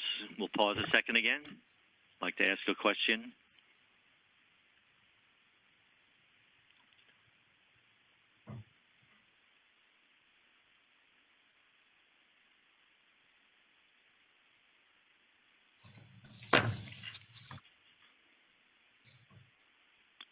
So I'm not hearing anyone else and not seeing anything pop up in chat box or hand raising. So with that, I thank you, Chairman, for your presentation. We thank you for your time today. Well, we also thank you, and we look forward to working together. And actually, you know, on behalf of all our youngest to our eldest, it's been a tough time with this COVID. But we can't forget all the other things that we have to take care of, including these water settlements and water meetings and water needs, you know, for all of us here in Southern Arizona and throughout the state. So we look forward on working together and partnering with every single board member if need be. and every single tribe to see what works. Like he said, one doesn't fit all. And all of us are unique, and all of us have different watersheds and different water ways of looking at it. But I hope the board considers all that and makes sure that, at least there's a conversation and a way to do this together for a good settlement for all in this state. Thank you, Chairman. So with that, the next tribe up on the agenda, and we're a minute or two ahead of schedule, but I think that will be fine, hopefully, with everyone, is the Tonto Apache tribe. And my understanding is Jay Weiner, the legal counsel for the Tonto Apache tribe, will be presenting on behalf of the tribe. So, Jay, would you like to, and are you ready to proceed? I am Director Brzezinski. Thank you very much. I'm Jay Weiner. I'm the Special Water Counsel for the Tonto Apache tribe. The Tonto Apache tribe is a very small tribe with limited resources, and the elected officials are stretched very, very thin at this point, especially in light of the COVID situation. And so while they very much wanted to participate this morning, they have other commitments and therefore asked me to present on their behalf.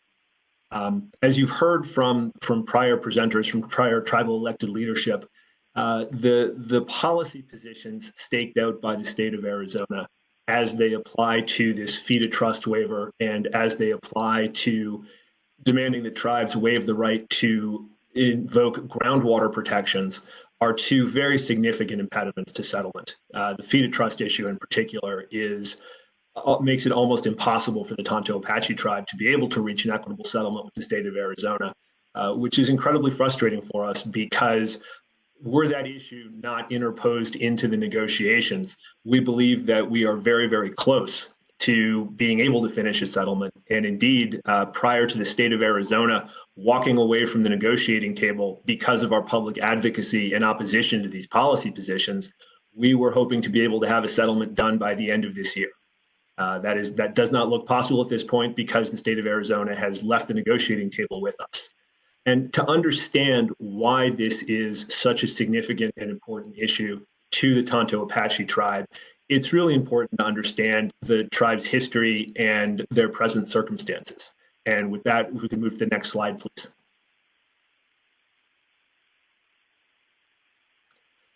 The Tonto Apache tradition teaches that the Tonto Apache people descend from the Red Ant people who lived beneath this world, and were then led by the Ga'an, the spirits of the mountains, to an agave stem. And they climbed that stem and found themselves atop the Magallanes Plateau, where they took up residence and have resided to this day. Next slide, please. As you can see, this is an incredibly scenic part of Arizona, and the Ga'an told the Tonto Apache that this land was to be set aside for the preservation of their people and instructed them to protect it as their home. If you could advance the animation on the slide, please. At one point, the Tonto Apache people occupied the entire area encircled in red, with the Magallanes Rim to the north, the Salt River to the south, the Verde River to the west, and the Sierra Ancha Range in the east. If you could advance the animation again, please. And today, that little red dot in the middle is the Tonto Apache Reservation. Next slide, please. A large part of how we got there is a result of the Apache Wars. And Chairman Huey, I believe, touched on a little bit of that history as well, which was shared by the Tonto Apache people. The attachment of the Tonto Apache people, like other Apaches, to this land was so strong that the tactics invoked by the United States to ultimately subdue them were among the most brutal used in the Indian Wars in the West and indeed in the history of this country, to the point that bounties were paid for the literal heads of Tonto Apache leaders. Next slide, please.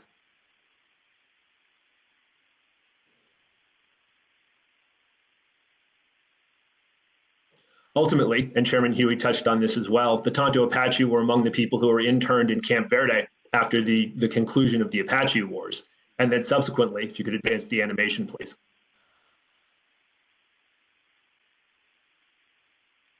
We're marched about 180 miles on foot in very difficult conditions from Camp Verde to San Carlos. Nearly half of the Tonto Apache people, men, women, and children, perished during the course of that transmigration. And then the Tonto Apache people were required to remain on the San Carlos Reservation, despite the fact that that is not their homeland and not the land that they are and remain attached to. Next slide, please. Despite the efforts of the United States and of Arizona and of settlers to keep the Tonto Apache on the San Carlos Reservation, almost from the moment that the Long March ended, Tonto Apache people began moving back and trying to move back to the area that is now around Payson in the Tonto Basin in their historic homeland. That was a long-standing effort. Indeed, there was a man named Henry Irving who bought a parcel of land in the Tonto Basin in fee simple. He paid his property taxes, he kept the land up. He passed away believing that his family would be able to continue to live there, but unfortunately his family was not aware of the need to pay property taxes, and the land was seized, foreclosed, and ultimately his house was bulldozed almost before his descendants could get their belongings out of it. But despite those hardships, Tonto Apache people continued to move into the Tonto National Forest. Indeed, there were camps of Tonto people living in the Tonto National Forest in the Tonto Basin from almost the turn of the 20th century onward, and refused to be dislocated, refused to remain where the United States had put them because of their very strong attachment and deep spiritual connection to these lands. Next slide, please. Ultimately, from a campaign that began in the 1950s and culminated in the early 1970s, the Tonto Apache were able to reclaim their identity as a distinct Apache tribe. And an 85-acre parcel of land was taken into trust for them, carved out of the Tonto National Forest in the early 1970s. Even at that time, that was barely enough land to contain the Tonto Apache people. It posed significant limitations for their ability to have economic development and even simply to house their members on their reservation. Next slide, please.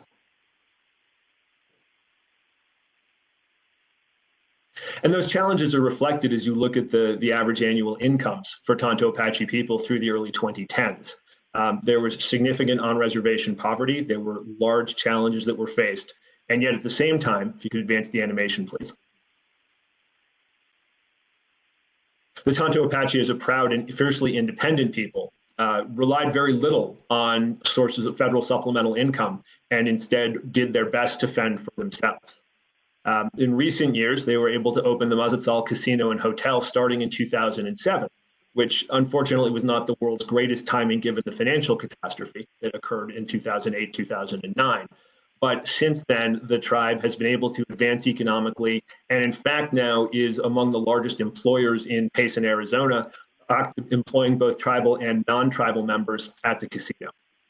And that is evidence and an example of the sort of close collaborative relationship the tribe seeks and is developing with its neighbors in the community of Payson and along the plateau. Next slide, please. Unfortunately, those reciprocal benefits have not always flown both ways. Originally, the tribe was able to source its own water supply from wells on the reservation. But in 1990, a dry cleaning fluid plume of perchloroethylene was detected coming from the town of Payson that ultimately contaminated the tribe's wells and indeed had chemical levels in the wells that were more than 2,200 times the EPA limits. And since that time, the tribe has not been able to rely on its own water sources, but instead is essentially a municipal customer of the town of Payson, which is one of the reasons that it's very important for the tribe to reach a resolution of its water right claim. Not because it wants to differentiate and sever itself from Payson, because the tribe recognizes very clearly that its future and Payson's are bound up together and that cooperation is the optimal path forward. But because having their water rights recognized and confirmed and protected will allow the tribe the security that it needs to be able to provide for its growing membership now and into the future. Next slide, please.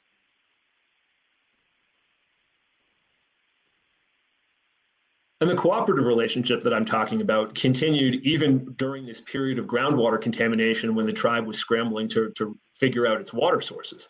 Very shortly after the groundwater plume was detected, the Dude Fire broke out, which was a horrible fire. And Tonto Apache firefighters joined up to help fight that fire. The fire actually was sufficiently severe that it led to some significant changes in how the Forest Service fights fires, and the Tonto Apache's efforts to contribute to that struggle and to protect not just the reservation but the community in Payson as well, again, is indicative of the collaborative efforts that the tribe is deeply invested in. Next slide, please.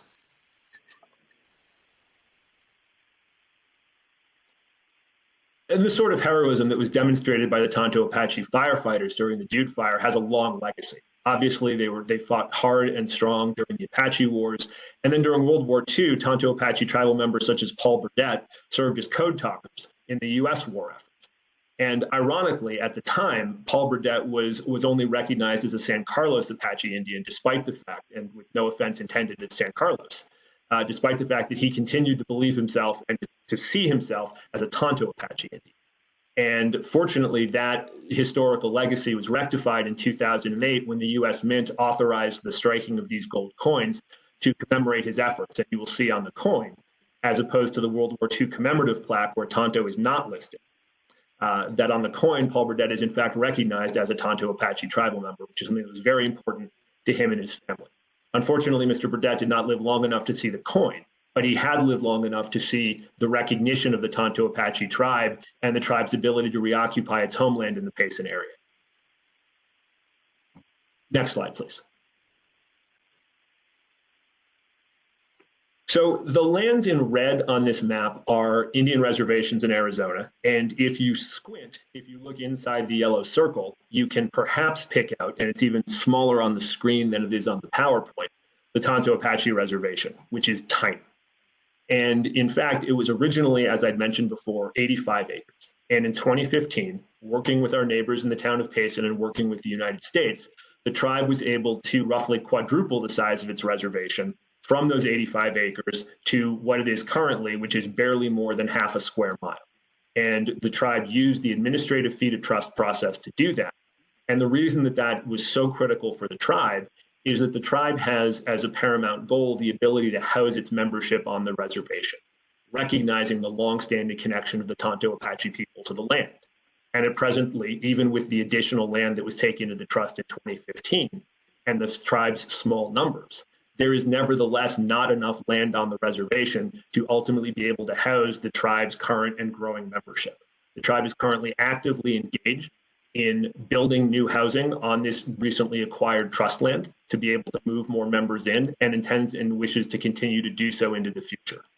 And so the request on the part of the state of Arizona, the policy position the state of Arizona has taken to say that, no, you can't have a water rights settlement unless you give up your right to use this tool, is particularly inappropriate for a tribe as small and with a land base as minuscule as the Tonto Apache tribe. And it's particularly troubling to us because if you listen to at least some of the justifications that have been offered by the state of Arizona for this position, they talk about the amount of trust land that already exists in Arizona. They talk about concern about tax rolls. Next slide, please.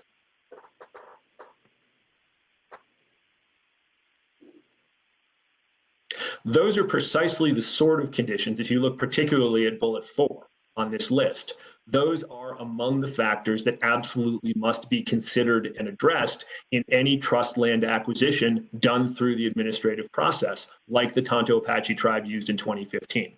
We addressed precisely those issues with the town of Payson to make sure that we could get this trust acquisition done, and the Secretary of Interior approved it. And that is a process that we would like to be able to continue, and that is in fact essential for the Tonto Apache tribe to be able to continue to use into the future. And this is what the state of Arizona is insisting we relinquish. And that is an unbelievable impediment to settlement. Next slide, please. The trust acquisition and the ability to bring more members onto the reservation, coupled with the economic development that has been provided by the hotel and casino and by other tribal endeavors, have really helped the tribe continue to grow and flourish. You can see here pictures of various tribal members. Next slide, please.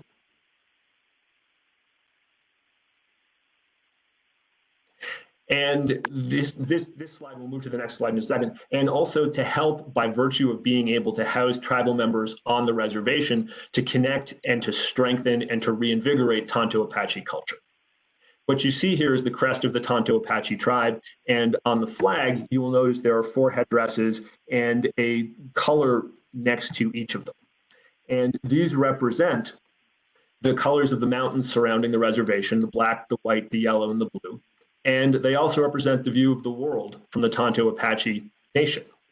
The blue reflects water and life and the bountiful sky. The yellow represents the sun. The black is the desert, which also represents death.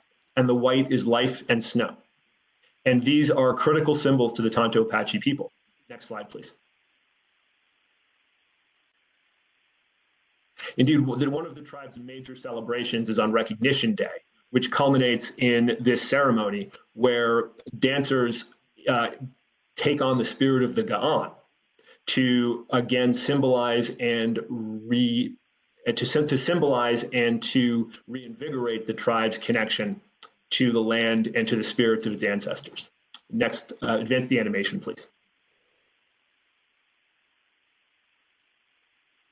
And as you will see, the headdresses that they wear correspond to these symbols on the Tonto Apache crest.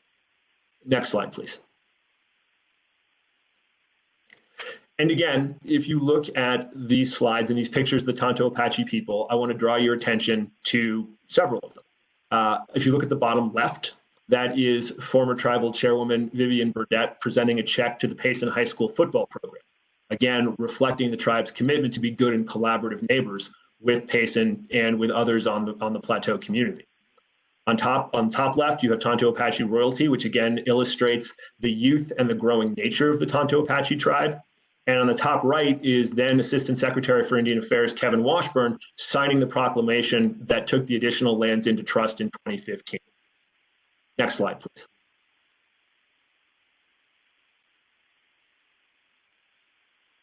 Here again, you see the youth of the Tonto Apache tribe, which is why, again, restricting the tribe's ability to take additional land into trust is so problematic, because ultimately these children are going to grow up and the tribe needs them and wants them to be able to live on the reservation, and their children and their children's children and their children's children's children. And that is a fundamental critical goal for the Tonto Apache tribe. The other thing I'll call your attention to in the bottom left and right pictures, you'll see the solar panels there that the tribe has installed on the Mazatzal Hotel and Casino, and also on the tribe's wellness center, which is open to the public in the Payson area, as a way to illustrate the tribe's effort to diversify its resource base and to prepare for its future. And securing its water rights, reaching an equitable settlement with the town of Payson, with the Salt River Project and the Central Arizona Water Conservancy District, and with the state of Arizona, is absolutely critical to the tribe's ability to achieve these goals. And that is something that we are committed to doing. But that the state of Arizona, with these policy riders that do not fit the unique and individual circumstances of the Tonto Apache tribe, is currently making impossible.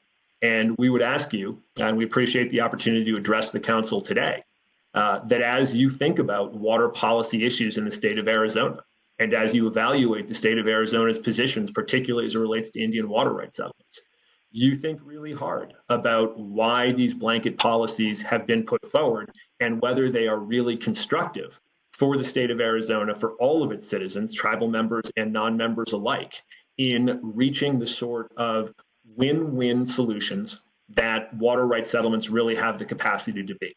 I will say that I represent the Tonto Apache tribe. I represent other Indian tribes across the country on water issues. I also, in my other life, I am an employee of the state of Montana, and for a lot of years have represented the state of Montana in Indian water rights settlements. And I will say that in Montana, we approached Indian water rights settlements looking to find win-win solutions. We often use them as springboards for regional drinking water systems that could bring potable water to reservation and off-reservation communities alike. That would be drivers of economic benefit for both tribal and off-reservation communities for the good of the entire state.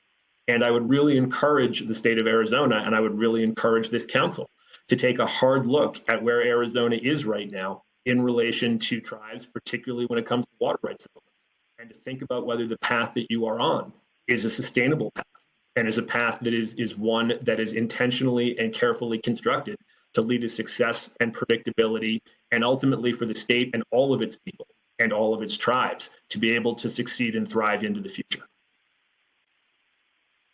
And with that, I would be happy to take any questions that you might have. Thanks, Mr. Weiner. We do have 1 minute, so we could probably entertain one question.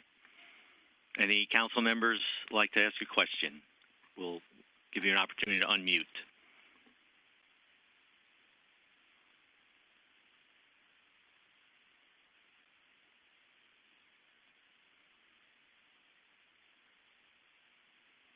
Hearing none and not being prompt that there's a hand raised or something in the chat box, thanks again, Mr. Weiner, for your presentation. And Thank you, Director Brushatsky. Appreciate the opportunity to present today and look forward to the rest of the meeting. Thank you. Thanks. So we'll move on to our next presentation. And that will be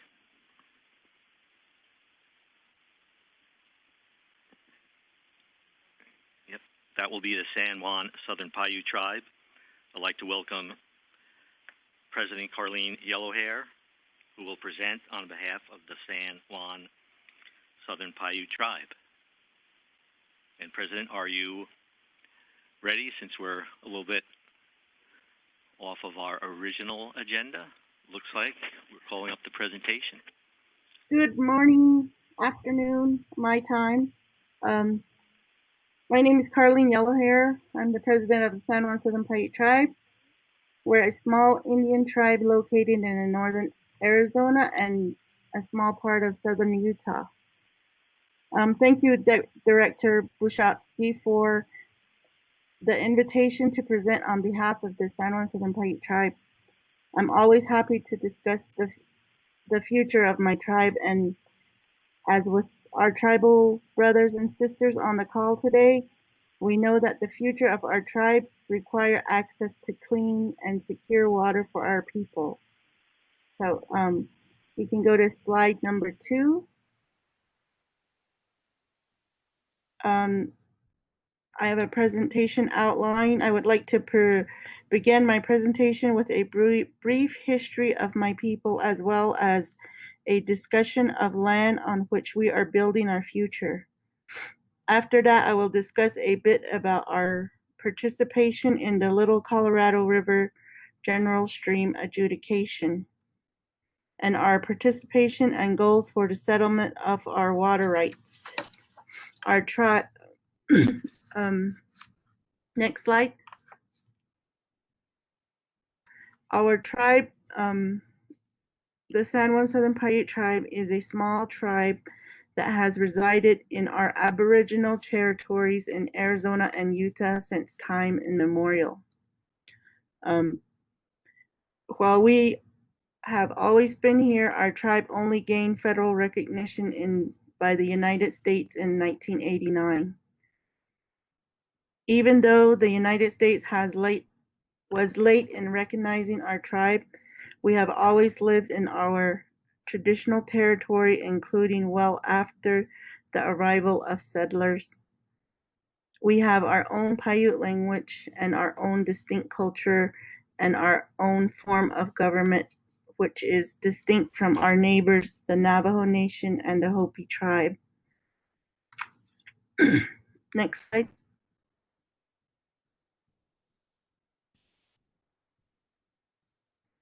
To understand a little bit more about us, this slide shows a picture of our traditional butterfly basket woven by Council Member Mary Lou Boone. Last year, we saw this basket on display at the National Museum of American Indians in Washington, D.C., but the museum did not know who the basket was woven by. They only knew that it was a Southern Paiute basket. And during our trip, we made sure that the museum could put an updated label on the basket to recognize Mrs. Boone and our tribe. Next slide. The San Juan Southern Paiute Tribe territory. I like to show this map of the southern Paiute bands in our traditional territory. You can see the San Juan band territory at the eastern edge in yellow, right there. If you look closely, you can see that our Aboriginal territory stretches through north to the south to the San Juan River in Utah and south to the current Hopi Reservation. To our people, the flowing rivers and springs that have provided for our people for centuries are critical to our way of life, and we embrace our role in protecting them. Next slide. Next slide. Okay. In talking about the future of the San Juan Southern Paiute tribe, I have to mention the treaty between the Navajo Nation and our tribe on a sovereign to sovereign level. Currently, our people live within the boundaries of the Navajo Reservation, but the treaty has defined lands that would be separately set aside for the San Juan Paiute tribe's future homeland. In 2000, our tribes and the Navajo Nation entered into a treaty to formally set apart lands within the Navajo Reservation for exclusive use of our tribe to settle the land case with Navajo Nation in Maisavisa and versus Zaw. Approximately 300 acres is in our northern area of Navajo Mountain, which is the one in the pink, and approximately 5,100 acres is in our southern area in Arizona near Tuba City. To become fully effective, our treaty will need to be approved through federal legislation. We are currently working on with the Navajo Nation to accomplish the final step.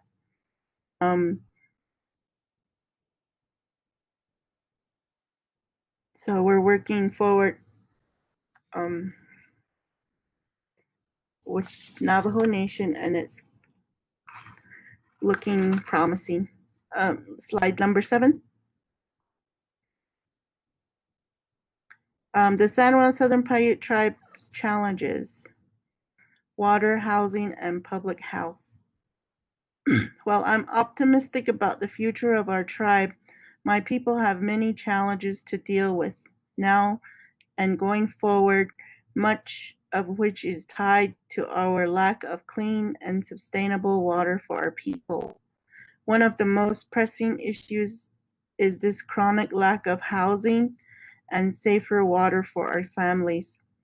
The housing crisis means that multiple generations and multiple families live in the same household, making social distancing practically impossible. One house will have grandparents, grandchildren, aunts, uncles, and cousins all in the same small home. That problem is only made worse by the lack of clean, reliable water source, which makes basic hand washing difficult. Like our Navajo and Hopi neighbors, COVID-19 has had significant impact on our people. Several of our tribal members have been hospitalized, and we have lost tribal members of our tribal family. COVID-19 is really a magnifying glass, though. It has shown a light and made significantly worse problems that already exist. We have always had housing problem to access water and has been a struggle. Next slide.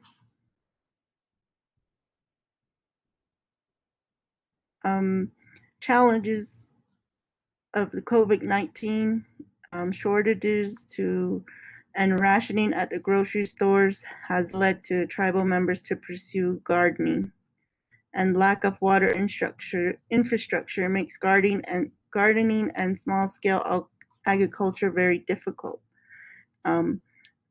Reliance on hauling water to support the household crops, and with this drought, it's not even helping us at all as well.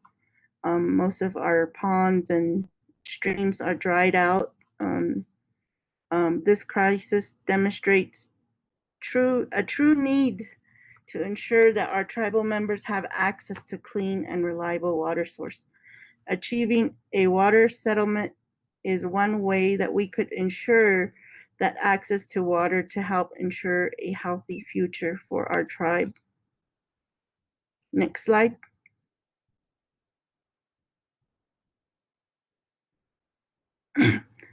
On some San Juan Southern Paiute tribe water rights. Our tribe is a party in the Little Colorado General Stream Adjudication, and the United States has also claimed water rights on our behalf. Some consequences of the COVID-19 have been predictable, such as shortage of soap and hand sanitizers. However, some consequences have been a bit surprising. For example, one of the unexpected impacts of COVID-19 for the San Juan Southern Paiute tribe has been shortage of food available to our people at grocery stores and food banks. When food is available, it is rationed, requiring more frequent trips to the grocery stores that are miles away. Tribal members have started to turn again to our traditional way of agriculture to ensure we have enough food for our families. However, since we have faced decades of drought, our traditional sources of water, including springs that have supplied Paiute farming for centuries, are dried up. We're making do to, and tribal members have started to haul water for their small gardens, but this is an added burden on top of hauling water for the use of our families in our households. All of our homes have no running water. We don't have water lines from NTUA or anything like that due to the land issues that we have, and it's very unsafe for our people. But we can go on to the next slide. The San Juan Southern Paiute Tribe Water Settlement. Our tribe does have claims to the Little Colorado River adjudication, which includes our southern tribal area near Tuba City, Arizona. We know that we will have to spend resources to participate in this legislation, but our preference would be to find a solution that works first for our tribe and our neighbors at Navajo and Hopi, as well as the state as a whole. Next slide. A settlement. The San Juan Southern Paiute Tribe's previous settlement discussions. In the past, our tribe has been negotiating party in the Navajo and Hopi water settlement discussions. Our tribe would like to be involved in any future settlement discussions that are not left out of a Navajo and Hopi settlement can be reached. We stand ready to negotiate and settle our water rights in fair terms that will provide our people with hope for the future. We know that any settlement will provide a final agreement on how we will share water sources with our neighbors, and we also know that a federal settlement will help us provide the necessary infrastructure to provide safe and clean drinking water for our people. At the end of the day, ensuring the health and safety of our people for generations to come is the most important role of our tribal government. Next slide.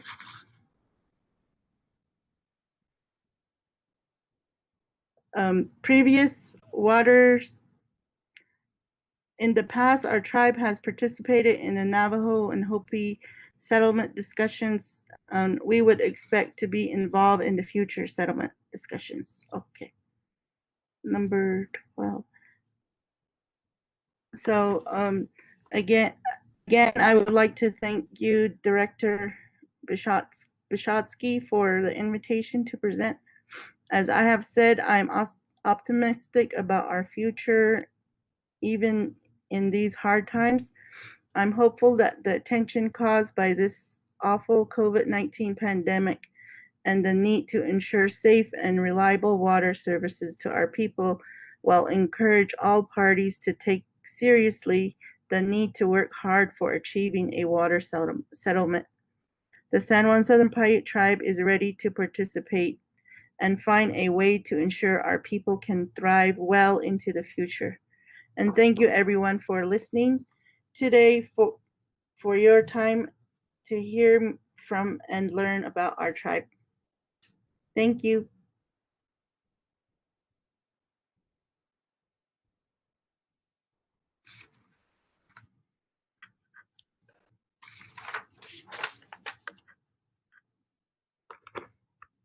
I'm done.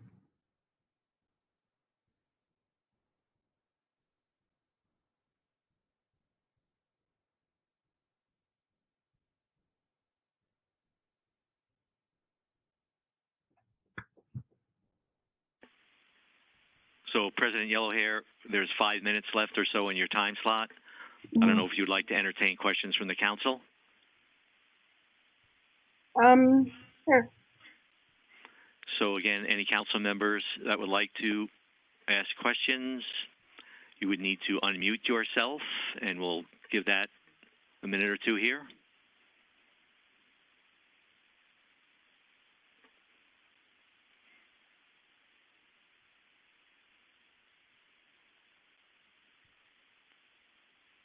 So I'm not hearing anyone unmute, and we're not seeing anything in our chat box or in the raise your hand function of our virtual meeting. So I want to thank you again, President Yellowhair, for your presentation. I want to thank, at this point in time, all of the tribal leaders for being flexible in moving the schedule around to accommodate Governor Lewis. We're ready for the next tribal presentation, and that will be by the Hopi tribe. And Chairman, I'm going to take a shot at pronouncing your name, so apologize ahead of time if I do this wrong. Chairman Nuvan Yoma, is that close? That's pretty good, Director. And I'm going to take the same shot here, Bishatsky, but I think I have a little. Hey, you got it exactly right. From hearing the name pronounced earlier. So we are ready, Chairman, if you are. I am. Let me just get this going. And yeah, so good afternoon, Director Bishatsky, council members, tribal leaders, and others that are joining in on this call. Just for clarification, and I don't want any confusion, a lot of you probably see me coming up under Colin Campbell, but it truly is me, Tim Navajo, and I have the honor of serving as chairman of the Hopi tribe. Part of the reason why I'm coming up under Mr. Campbell's name is, I'm down here in the valley preparing as Hopi, moves towards the direction on Monday, September the 14th. We're back in court for the fight of our lives. The LCR adjudication trials is beginning again. So, that's part of the reason why I'm here, but also, and some of the other tribal leaders and many of the tribes across America may relate to this, but COVID-19 has certainly brought some infrastructure challenges, including internet connectivity and broadband connectivity. So I didn't want my connection to be interrupted during this very important meeting, and another reason why I'm chiming in from this location. So I do want to thank the Governor's Water Augmentation, Innovation, and Conservation Council for giving me the opportunity to speak to you regarding the tribe's water rights, and settlement of our water rights claims. The tribe has approximately 14,800 enrolled tribal members, over half of whom reside on the reservation. The population is concentrated in 12 villages, several of which are ancient. For example, Ojaivi was founded sometime before the year 1100 AD, making it possibly the oldest continuously inhabited settlement within the United States. We are one of the most, if not the most, culturally intact indigenous populations in the United States. We speak our native languages, we practice our native religion, we consider all living entities in our prayers and ceremonies, including the animals, birds, insects, fish, the plants and trees, which means we also pray for you. We strive to instill Hopi values in our young people, cultural values like coming together to help those in need outside of the community, or calling on the land, the sky, the clouds, and rain to assist us in times of challenges.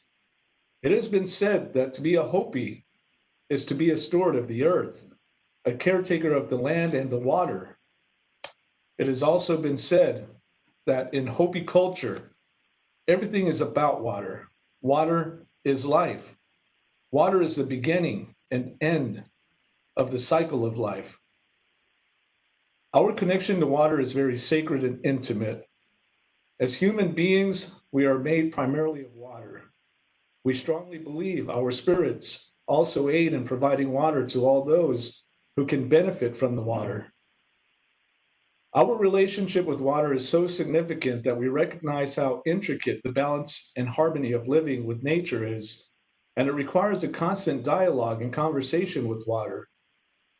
Our prayers for rain and water are directly connected to those who will sustain a life from the rain and water downstream, whether it's in the creeks, washes, and riverbeds, or in our very own cornfields.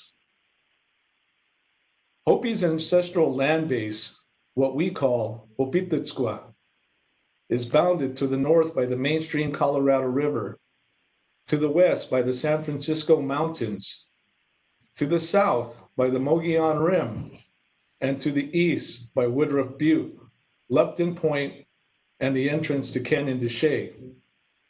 Hopi is the steward of Hopititsqua by virtue of a covenant made with Masao, the earth guardian, when Hopis arrived in the area in the time immemorial past. Hopi's stewardship of Hopititsqua is an essential element of Hopi identity. The Hopi Reservation is much smaller than Hopititsqua. The Hopi Reservation occupies part of Coconino and Navajo counties and encompasses approximately 1.5 million acres. The Hopi Reservation is completely surrounded by the Navajo Reservation. In addition to the Hopi Reservation, the tribe's land base includes 200 acres of trust land adjacent to Winslow and over 400,000 acres in Coconino, Navajo, and Apache counties, of which 160,000 acres are in trust status. The only reliable water source on the Hopi Reservation is the confined portion of the aquifer. Unfortunately, wells from this aquifer near the Hopi villages are minimally productive and often contain arsenic in amounts that make the water unsafe for human consumption, making it necessary to develop expensive well fields and related infrastructure north of the Hopi villages. Annual recharge of the confined aquifer is estimated in the range of 3,000 to 4,000 acre feet. This ancient aquifer was abused for decades to slurry coal 275 miles to the Mojave Generating Station in Laughlin, Nevada. And now the retired coal-fired power plant owned and operated by SRP, Southern California Edison, and others. Hopi's on-reservation water resources are unique in that no non-Indians compete with Hopi for the same resources. The only other user of Hopi's on-reservation water resources is the Navajo Nation. After coming into this world, the Hopi clan separated and undertook migrations. Eventually, those migrations brought the various clans to Hopi.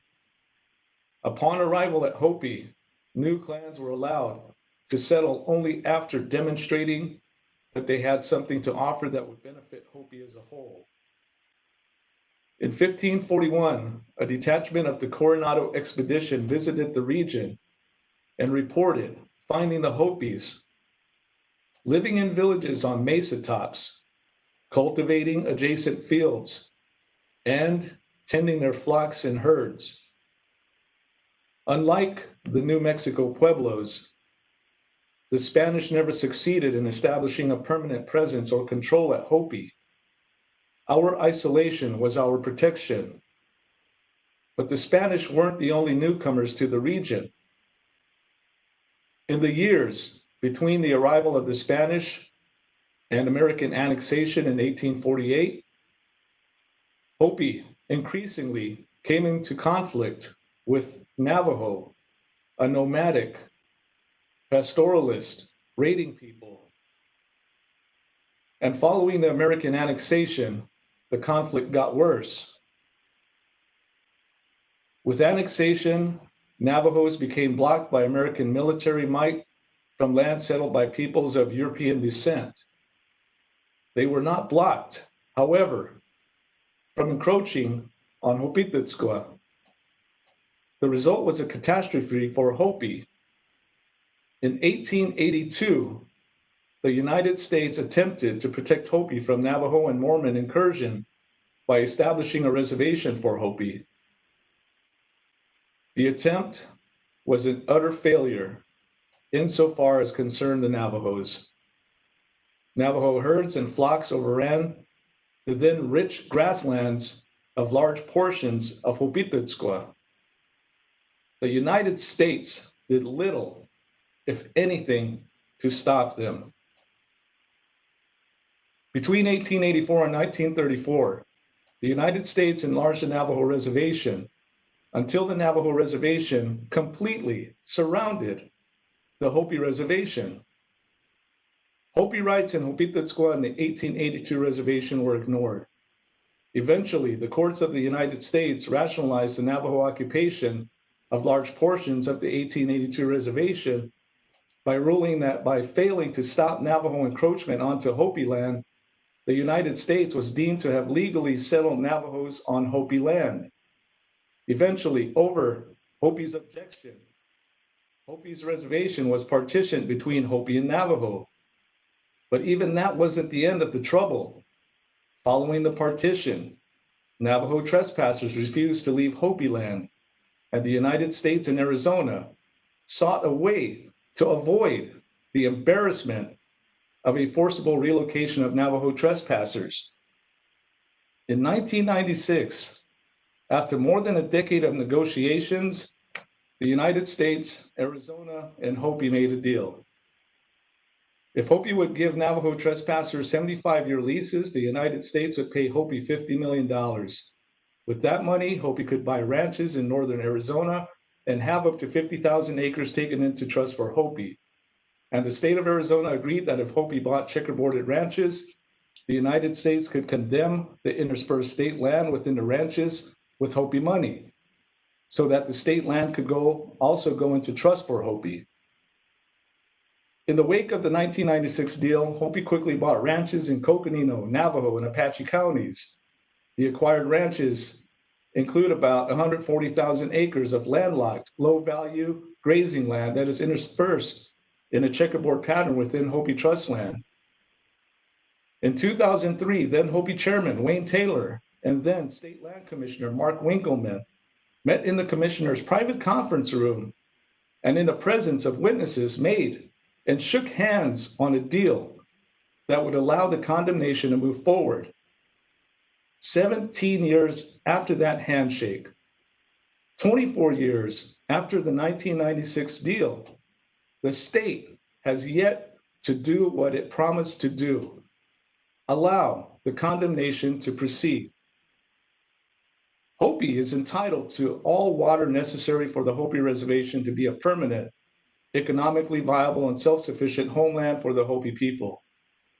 The N aquifer, our only on-reservation source of good water, is insufficient for that purpose. Annual recharge of the confined N aquifer is estimated in the range of 3,000 to 4,000 acre feet. Therefore, Hopi is entitled to surface water from the Colorado River and off-reservation groundwater from the Hopi ranches to the south.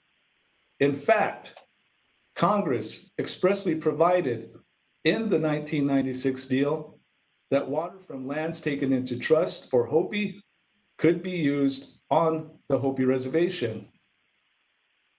Hopi is advancing and defending its water rights in the LCR adjudication. As I mentioned, next Monday, trial of Hopi's future water claims will begin. The trial is expected to last into January of 2021 and involve over 80 witnesses and 6,000 documents. Over Hopi's objection, the LCR Adjudication Court and the Arizona Court of Appeals are requiring Hopi to go forward with this incredibly complex case via an internet platform. The Hopi people and I are outraged over the disrespect and disregard for our future that seems to underlie these state court decisions. The LCR Adjudication Court is refusing to hear evidence of Hopi's rights to off-reservation water. At the urging of Navajo, SRP, Flagstaff, the Arizona State Land Department, and other non-Indians in northeastern Arizona, the Little Colorado River Adjudication Court ruled that Hopi can't claim off-reservation water because Navajo will not permit Hopi to cross Navajo land with water pipelines. That ruling is dead wrong, and it will be overturned on appeal. I've spoken candidly about Hopi grievances with the United States, Navajo, and the state of Arizona. The grievances are many, and if necessary, Hopi will continue to seek justice in the courts. While we have been disappointed in many lower court rulings to date, we believe in the Constitution of this great land that Hopis have fought and died to defend. And we have no doubt that justice will prevail. I know, and the Hopi people know, that the wet water and infrastructure that would come with a settlement are better than the paper water that comes from litigation. I am here to pledge Hopi's good faith and willingness to make fair and necessary compromises with anyone who comes to a settlement table in the same spirit.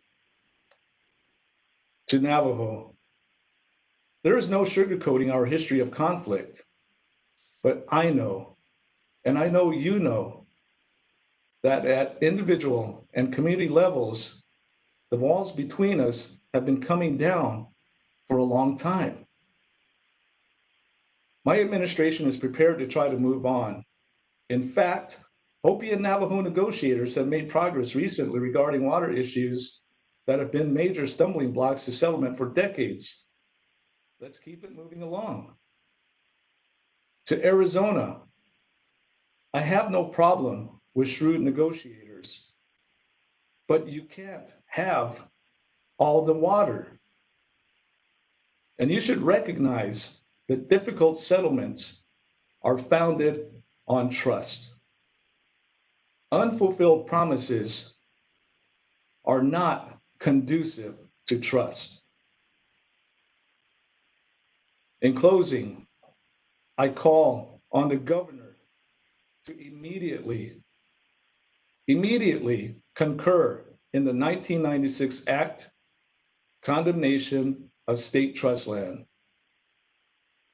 And I call on the governor, you, Director Bushatsky, Navajo Nation leadership, and other interested parties to join Hopi in seeking a water settlement that gives Hopi and Navajo the basis for the future they are entitled to, and fosters Arizona's future water security as well.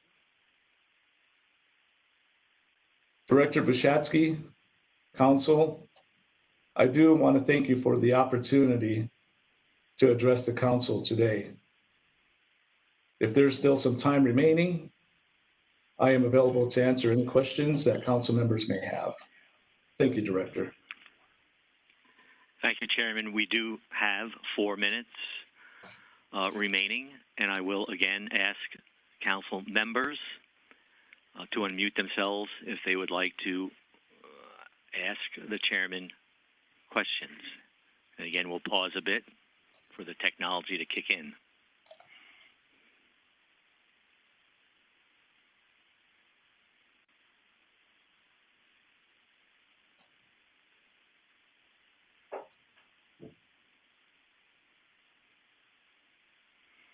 So, Chairman, I'm not hearing anyone unmuting, and we're not seeing anyone raise their hand or enter questions into the chat box. So I thank you again for your presentation. Thank you, Director. Well, first of all, thank you for providing us an opportunity to be involved in this. Let me just state for the record, good afternoon. My name is Terry Rembler. I'm the chairman of the San Carlos Apache Tribe.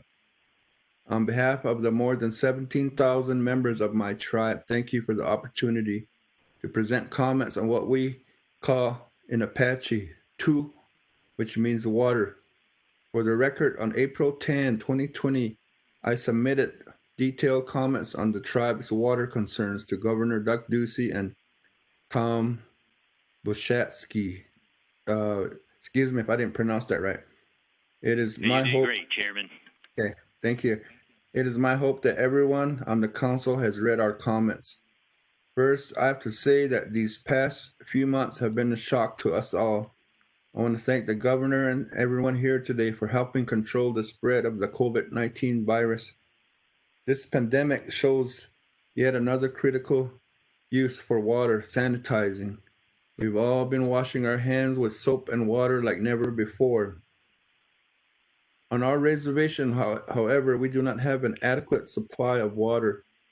For San Carlos Apache, water is not just for drinking or sanitizing or agriculture, mining, or industry. For us, water is not just our lifeblood. Water is sacred. It is a part of our ceremonies and our prayers and forms a part of our traditional religion. Water is one of our spiritual connections to our Creator God. Now, there are the practical uses of water. Historically, everyone took water for granted. Today, the future of our water is about conservation and management. Lake Mead and Lake Paul are at record low levels. The Central Arizona project system will certainly be compromised over the next century. Arizona has to consider water. The drought contingency plan is simply not enough. We have to do more, much more. Then there is the issue of water rights. Principally, the water users of the state must obey existing court decrees that have prioritized the water rights in certain rivers, but many don't. Our tribe had to go to federal court to enforce its rights on the Gila River. We did so because Upper Gila Valley water users failed to allow water of adequate quantity and quality to reach our points of diversion on the reservation in a timely manner.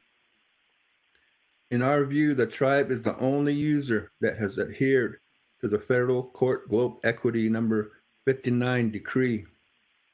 The Upper Gila Valley water users who have only a junior priority pump day and night every day without restraint, without any recognition of management or conservation. Every year, they take more than 240,000 acre-feet annually of surface water for the irrigation of approximately 42,000 acres of land. Upper Gila Valley water users have installed approximately 1,400 production wells that pump water from the subflow of the Gila River. Yet all of these wells violate the GWAICC decree. Worse, when the water reaches our reservation, it is filled with salt and other contaminants, making irrigation nearly impossible. We believe that the court will recognize the tribe's water rights on the Gila. When that happens, there will have to be a clear reconciliation of all that illegal pumping. When that happens, we will have to work together to properly manage our limited water resource supplies. That's all we ask for. To that end, We urge the governor and ADWR to actively support the existing water decrees as part of the duty of Arizona citizens to work together to properly manage our limited water supplies. Second, I urge you to review the San Simon River in the context of the exhaustion of groundwater. This river flows from Cochise County into Graham County, where it meets the Gila River in the area of Safford, Arizona. The San Simon River historically contributed approximately 9,000 acre-feet of water a year to the flow of the Gila River at Safford. But now, due to overdevelopment by agricultural projects, the San Simon River has been totally interrupted. The tribe urges the establishment of an irrigation non-expansion area for the San Simon Valley and such other measures to restore, over a term, the flow of the San Simon River to support the Gila River upstream from our reservation. Third, the tribe has had a Central Arizona project contract for delivery of cat water to the reservation since December 11th, 1980. That contract and the subsequent Settlement Act and Settlement Agreement promised 12,700 acre-feet of cat water, but we have not received one drop. Instead, we received paper rights. Look to the governor, ADWR, and this council to support the construction of our tribe's Central Arizona project in order to have any reliable water sources on the reservation. Fourth, Arizona streams must be declared fully appropriated. I ask that the state stop issuing permits to appropriate and issue permits for new wells in the subflow zones of Arizona rivers. The state of New Mexico did so decades ago. Arizona must do so now. Fifth, I am confident that you are aware of the proposed development of the Resolution copper mine east of Superior, Arizona. The tribe has opposed the development of this mine for numerous religious, cultural, and environmental reasons. Of importance here in this water forum, we believe that the impact on groundwater supplies have been profoundly underestimated.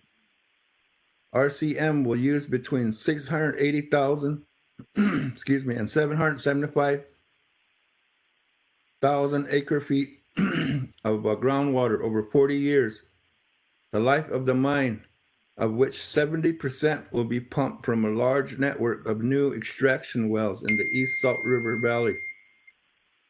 This would be enough water to supply a city of 140,000 people over the same period. As part of its draft environmental impact statement, the Tonto National Forest acknowledged that this amount of water could be greater than the estimated amount of physically available groundwater. This is frankly a frightening and stunning admission. The new extraction wells for Resolution copper in the East Salt River Valley simply makes worse groundwater depletion problems. The depletion of groundwater supplies of Resolution copper mine to support its mining activities has not been responsibly evaluated. The 2019 Pinel Model and 100-year Assured Water Supply Projection Technical Memorandum estimated a shortage of 8 million acre-feet of water over the next 100 years, not including the water taken by Resolution copper mine from the East Salt River Valley. In other words, the consumption of over 540,000 acre-feet of water annually has not been accounted for by ADWR. The Resolution copper proposed mine is bad for Arizona and may likely be the largest Superfund site in American history. We urge you both to make a prompt and critical long-term evaluation of these factors, which we have briefly summarized here. As we say in our Apache language, Ahia, thank you for considering these comments on behalf of my people. It is my hope that together we may mutually develop a plan for Arizona water that will assure a sustainable future for all our people. Thank you.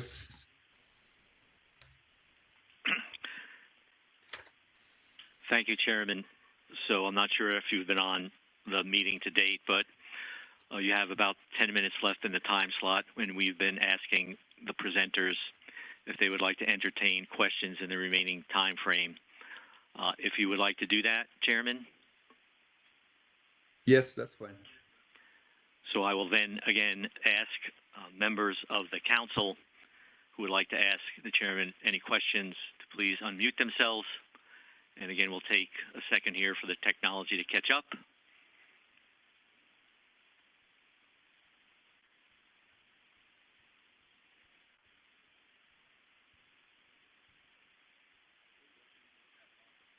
So we're not hearing anyone asking questions by unmuting. We're not seeing anything in the chat box or hand raising. There is one question.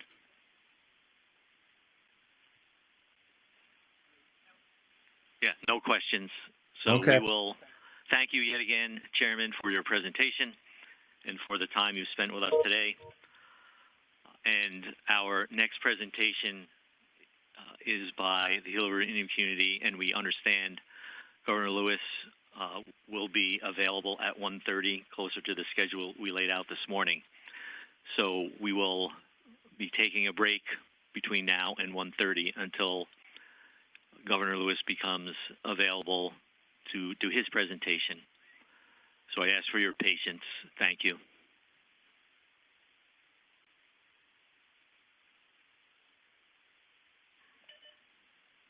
Governor Lewis, we have your presentation slides pulled up. So if you would like to proceed, I think we're ready.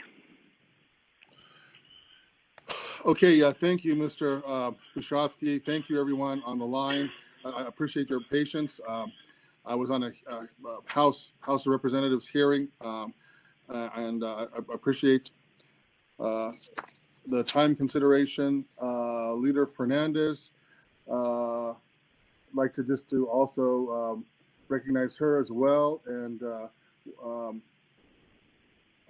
Don Pongres will be setting up a phone call between myself and you, Leader Fernandez, in the short term as well. So thank you.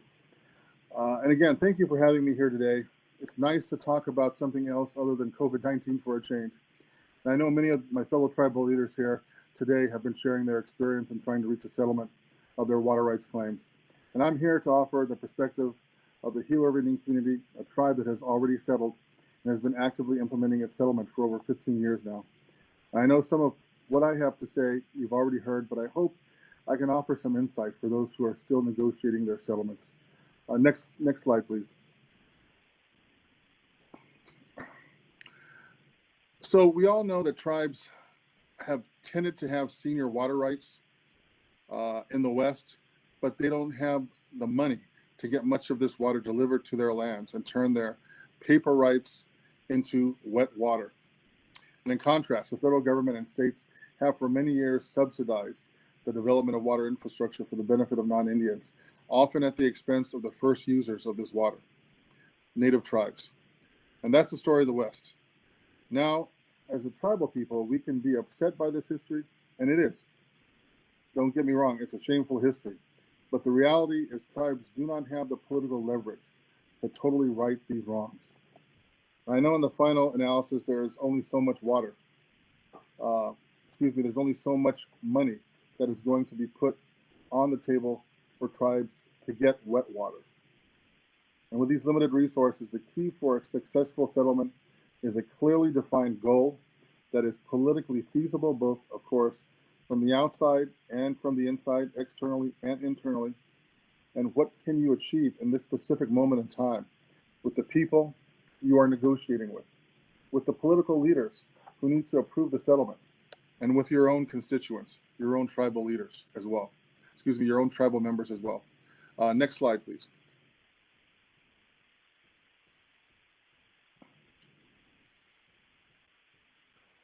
Thank you. We are, as the Akimar, O'odham, and Peeposh people of the Gila River Indian community, we are traditionally farmers and trace our history thousands of years in central Arizona. And after the Civil War, our water was stolen from us, as was our ability to be self-sufficient. In the 1920s, the Ashurst-Hayden Diversion Dam was completed and shut off the natural flow of the Gila River. Restoring the community's agricultural traditions was the primary goal of the water settlement, but our members also wanted the return was to have the river actually return, and to achieve these goals required a lot of water. Next slide, please.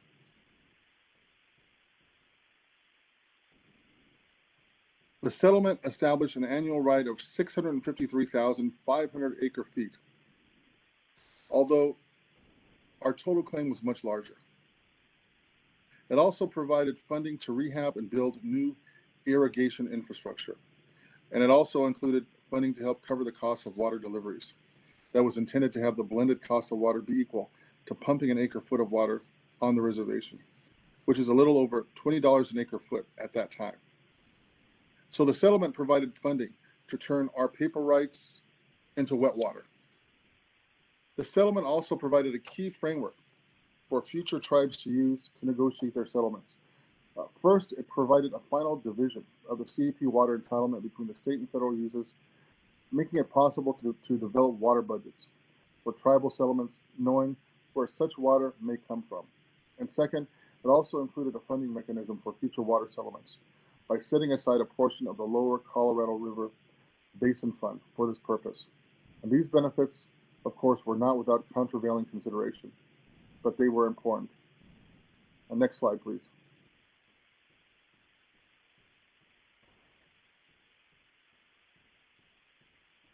Thank you. Although the settlement preserved our entitlement to Gila River water under the Globe Equity Decree, it didn't return the natural flow, and it did not rectify the original sin of the theft of our water. The descendants of those that stole our water still got to use this stolen water.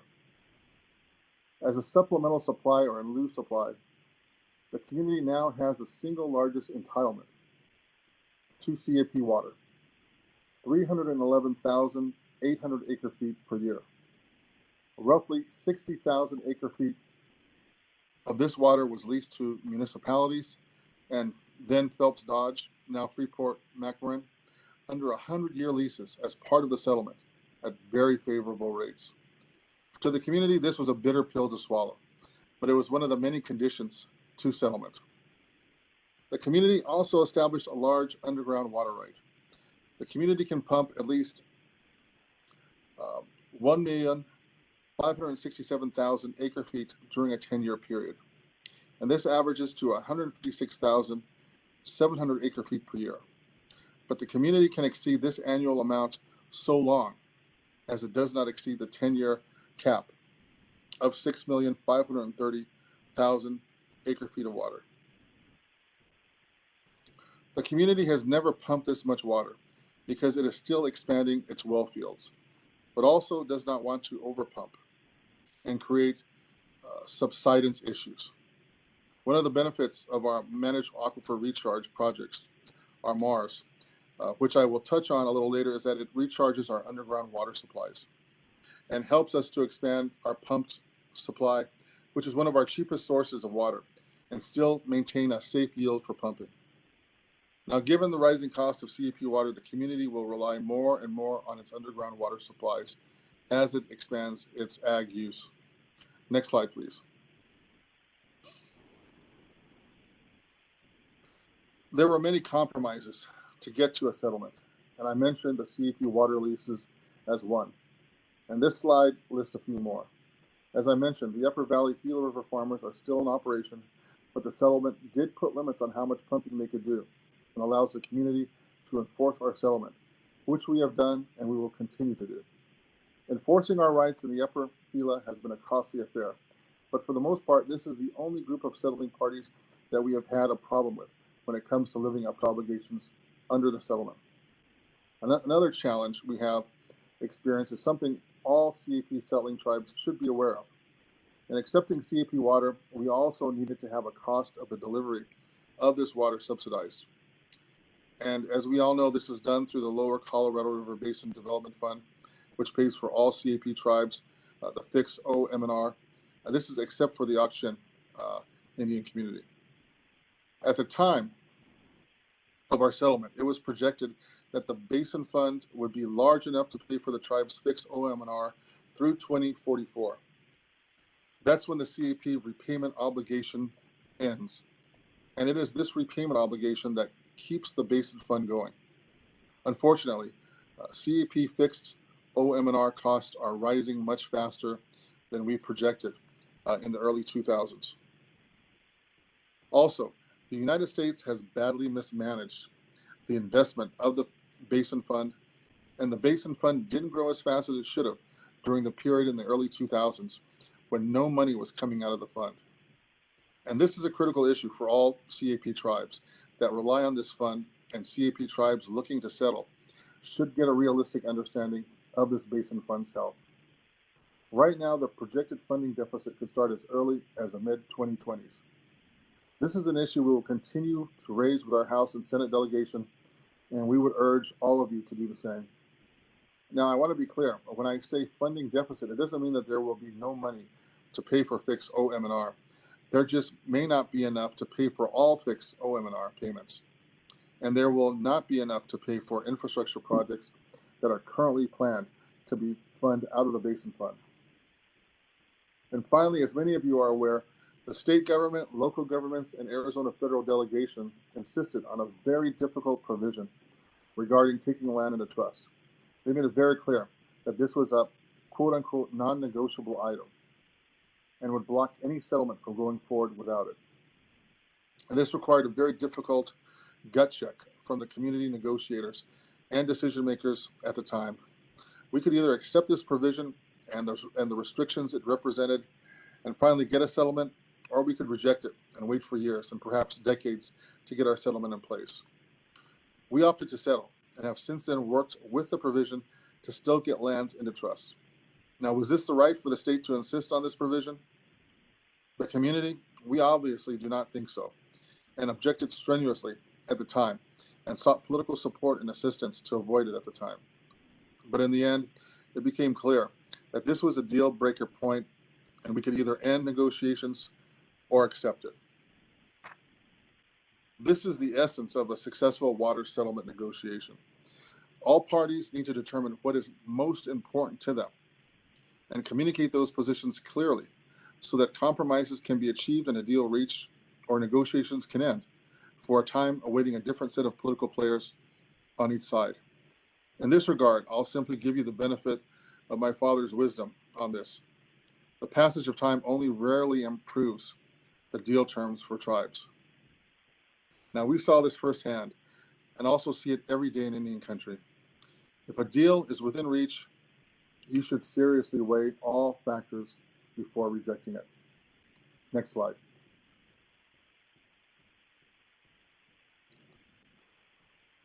So, having dealt with a number of challenges in implementing our settlement, you should be aware that getting a settlement doesn't mean that you are actually done. The work continues, and you have to remain diligent and protect your rights, because as we all know, water is a finite resource, and the arid West, and everyone wants it. I was not involved in our settlement negotiations, but my father was. Unfortunately, he and others on our team negotiated a settlement that was sufficiently flexible to be able to adjust to changing situations. Now, in 2015, our community adopted a water plan to ensure we are on track to meet our goals of returning ag and bringing back the river. We will update this plan this year, and it will be extended through the DCP period, which ends in 2026. I know some of you have been out to visit the MAR site, but for those of you that have not, I would be happy to host a visit once the weather is better. And there's also plenty of room out there in the open for social distancing. The MAR 5 interpretive trail truly epitomizes our success to date. It's restored a portion of our river and given our membership a place to visit and reconnect with culture and heritage, as my father's vision was, that this would be a living tribute to our river and to our historical connection to it. Now, at the same time, this project recharges our underground water supplies, which in turn ensures we can rely on this important source of water for our farmers. Tom, thank you. And everyone, thank you for the time to present the history of a little bit of our history of our water settlement and of our history on how we got here. So thank you, Governor Lewis. And I know you haven't been logged into this meeting, but when tribal folks who have been presenting are done and have some time left within their 20 minutes, we've asked if they would like to entertain questions from the council members. So I will ask you if you would like to do that. Sure. Yes, Tom. Thank you. So then, thank you, Governor. I will ask the members of the council again, if you would like to ask Governor Lewis any question, please unmute yourself, go to the chat box, or raise your hand electronically. And again, a couple of minutes to let the technology potentially catch up here.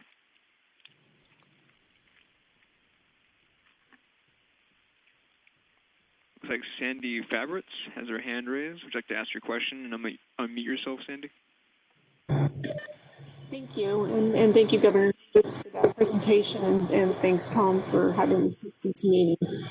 Governor Lewis, do you or have you guys looked at how much of an or what the total cost or the dollar figure would be for the fund for it to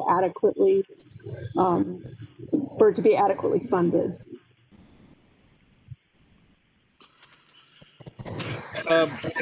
Definitely, we're looking. If I know you, I kind of got bits and pieces of your question, but I mean, definitely, we have been engaged with the federal government, with the BOR, in regards to making sure that this fund will be sustainable in the future.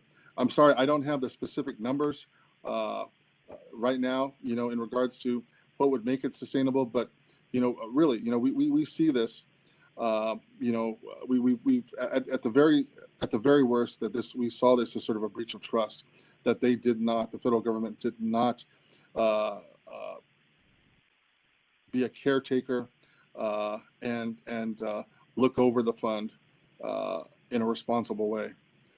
So that, definitely, we started to see a potential shortfall, a deficit, as I said, beginning around 2025 potentially, which would not be able to fund all of these projects, and especially if new tribal settlements are added to this as well.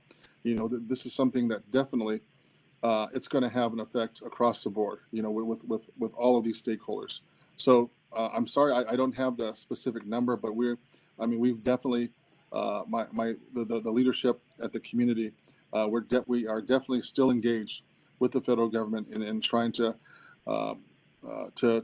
work on making sure that this is a sustainable fund for the future.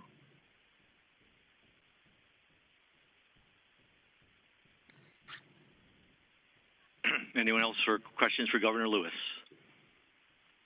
And I would say, Tom, sort of a large ballpark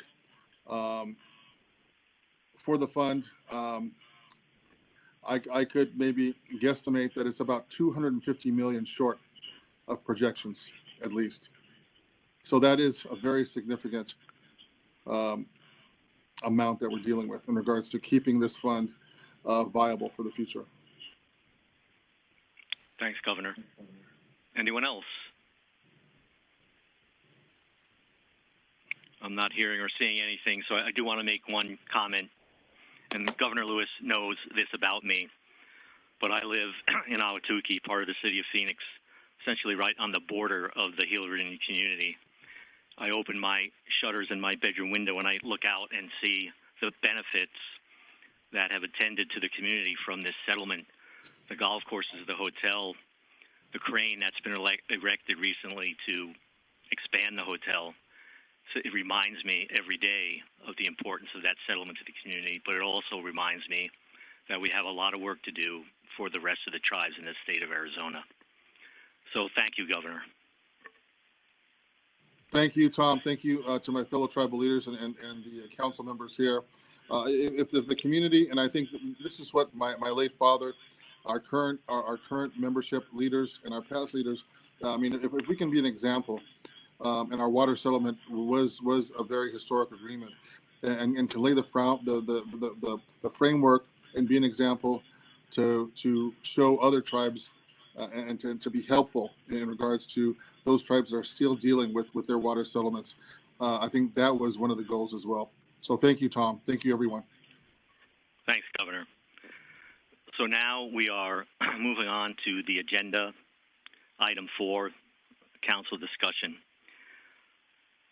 I am going to start with some comments and observations.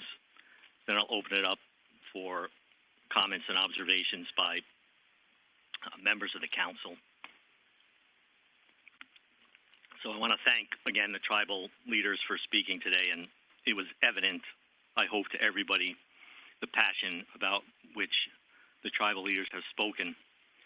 And I will tell you that the 20 years that I've been involved directly in Indian water rights settlement discussions, the passion in those settlement negotiations has been mirrored to the passion I heard today. So it is no surprise to me that I've heard that passionate request and speeches today by the tribal leaders. So settlement negotiations are difficult, and the issues involved are tough, as we've heard here today. Achieving settlement requires give and take by all parties, and the parties in settlement negotiations are appropriately defined by the potential legal disputes among the tribe, the state, and the state parties. Settlements are best negotiated by the parties, often with confidentiality agreements in place, necessary to facilitate open, honest, and straightforward discussion. That is the demonstrated path to success for 10 tribes whose claims have been settled in whole or in part in the state of Arizona. The state is ready to begin or continue settlement talks with each tribe that desires to do so. But all the issues that a tribe, the state, or the state parties have must be open for discussion, and the issues must be discussed in the settlement meetings, not in any venue outside the settlement process. The state is willing to work diligently and in good faith towards a settlement package with terms acceptable to all parties. Without agreement by all parties to all issues, there can't be a successful settlement. So that's my observation and feelings from what we've heard today and discussed today and my experience working on these settlements. So I will open it up now to members of the council who would like to weigh in on this discussion. Again, unmute, raise your hand, or put something in the chat box.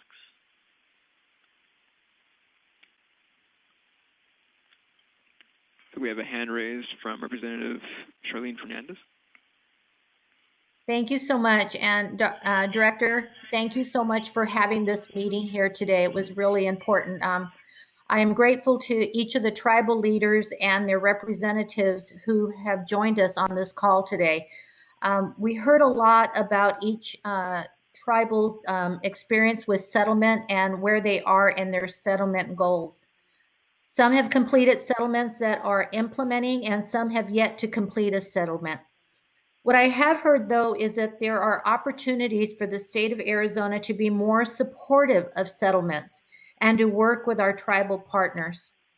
As a state, we can and should work to resolve all outstanding claims so that we can have certainty in our water supply and find innovative ways to manage our water resources in the face of climate change impacting our state.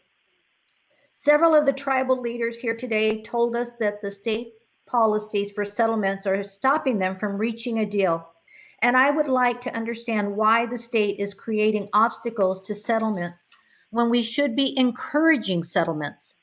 We have heard from tribal leaders who have built close relationships with their neighbors and who want to work together. I think we need to recognize that these tribes are part of the state of Arizona and that their tribal citizens are citizens of the state of Arizona as well. We need to reach settlements because it is good for the whole state, including our tribes. To all the tribal leaders on today's call, I want you to know that I will advocate for a policy that is inclusive and works with you to find settlement. I'm hopeful that some of my fellow GWAICC members listening today also see the need for settlement and will stand with you as well. Thank you, tribal leaders, for being here, and I hope we can find a way forward soon. Thank you, Representative Fernandez.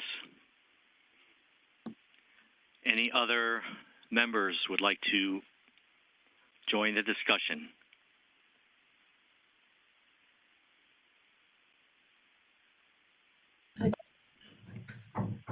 Hello, this is Peter Yukupisa, Pascoyaqui Tribe. Yes. I just had a comment, and I echo Mr. Fernandez's comment.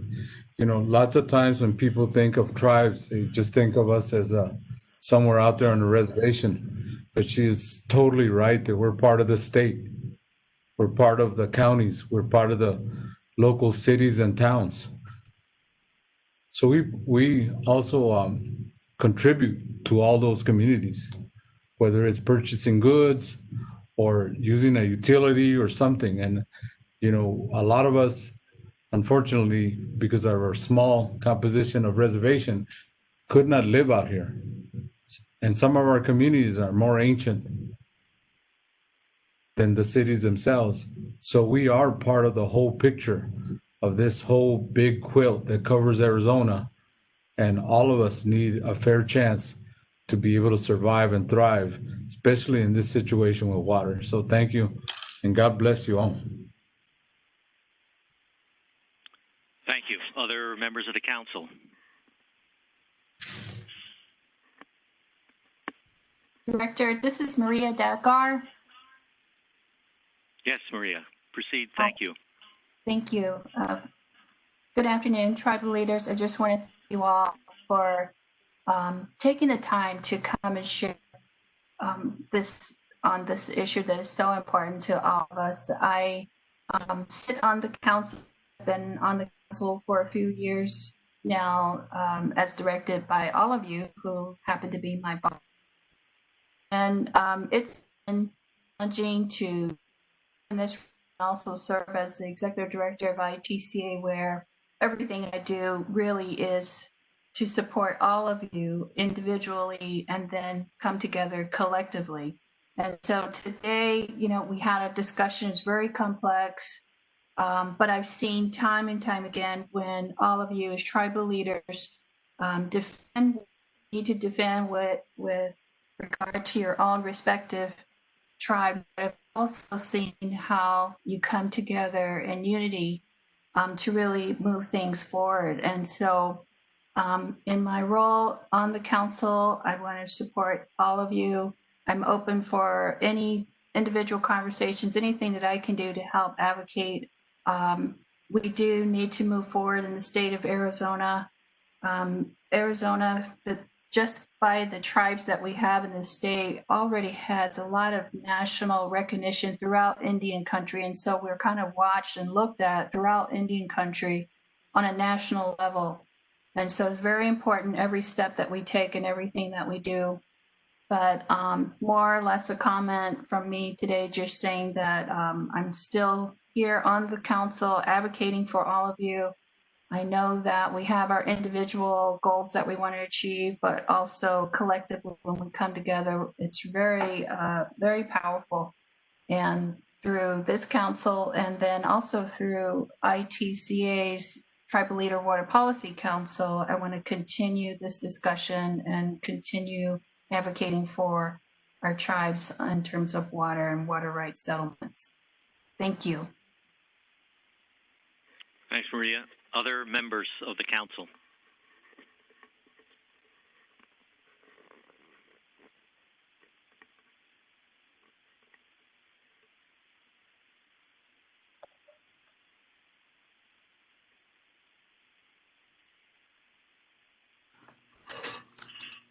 Tom? Warren Tenney, is that you? I'm seeing your name pop up. Yes, thank you, Tom. I just wanted to voice appreciation for this meeting today and appreciated hearing from the tribal leaders and representatives. This is, as you've mentioned and others have said, it is important for us to do what we can to move forward with with finding settlements for the remaining tribes regarding their water settlements. And as you indicated, there was a lot of passion voiced today, and certainly understand how critical water is for all of our futures, and so can appreciate the tribe's passion in wanting to reach these settlements. And I believe also that the state wants to reach these settlements. I would hope that going forward, that the state and all the parties involved with the individual settlements can continue to have the negotiations. I think it's important for the council to know about the settlements, but really those discussions need to be held through the negotiation channels and such. But I would just hope that all parties involved can kind of move forward in a way that will get us closer to actually having these settlements reached, and just really encourage that be proceed in the individual negotiation, and that folks will continue to work in that direction. And so thank you. Thanks, Warren. And I know most of you on this call know Warren, but Warren is the executive director of the Arizona Municipal Water Users Association, 10 cities here in the Phoenix metropolitan area, for those of you who might not know Warren. So any other council members? Director Bishotsky? Yes. This is Scott Dini at TNC. I did also want to weigh in. I appreciate all of the information today. It was a lot. It was very helpful. It's good to get perspectives. I would note that the council has, in the long-term augmentation report, noted the importance of the Indian settlement process and the settlements as part of the adjudication. And so I would just like to voice, the appreciation again for everybody coming here. I think that completing the adjudication and solving the Indian water rights issues are two things that must happen for Arizona to have water rights certainty. And so, again, I appreciate the discussion, and I echo what's been stated already by Director Bishotsky and Warren Tenney and everybody else. Thank you. Thanks, Scott. Other members of the council?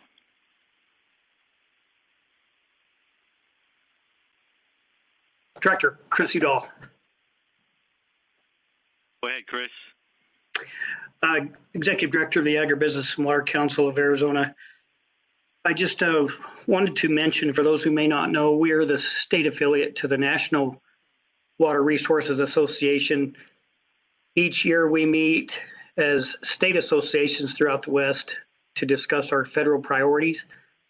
And for Arizona, the last number of years, Indian water rights settlements have been one of the top priorities for us. And so we do support Indian water rights settlements, and we also support dedicated funding on the federal level for those settlements.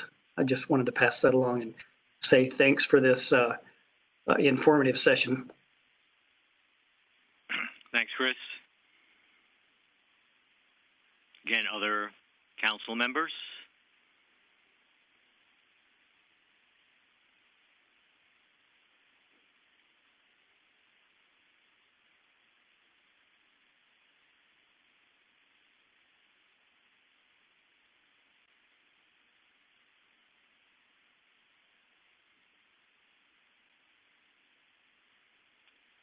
So I'm not hearing, and we're not seeing any other requests by council members to speak. I will reiterate what I said at the beginning of this discussion on behalf of the state. With the conditions I talked about in my opening statement.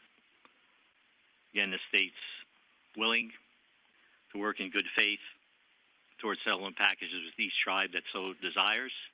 I appreciate all of the presentations and all of the information that we all heard here today. And so with that, we'll look forward to seeing you all next week in our regularly scheduled council meeting, and we are adjourned. Thank you all.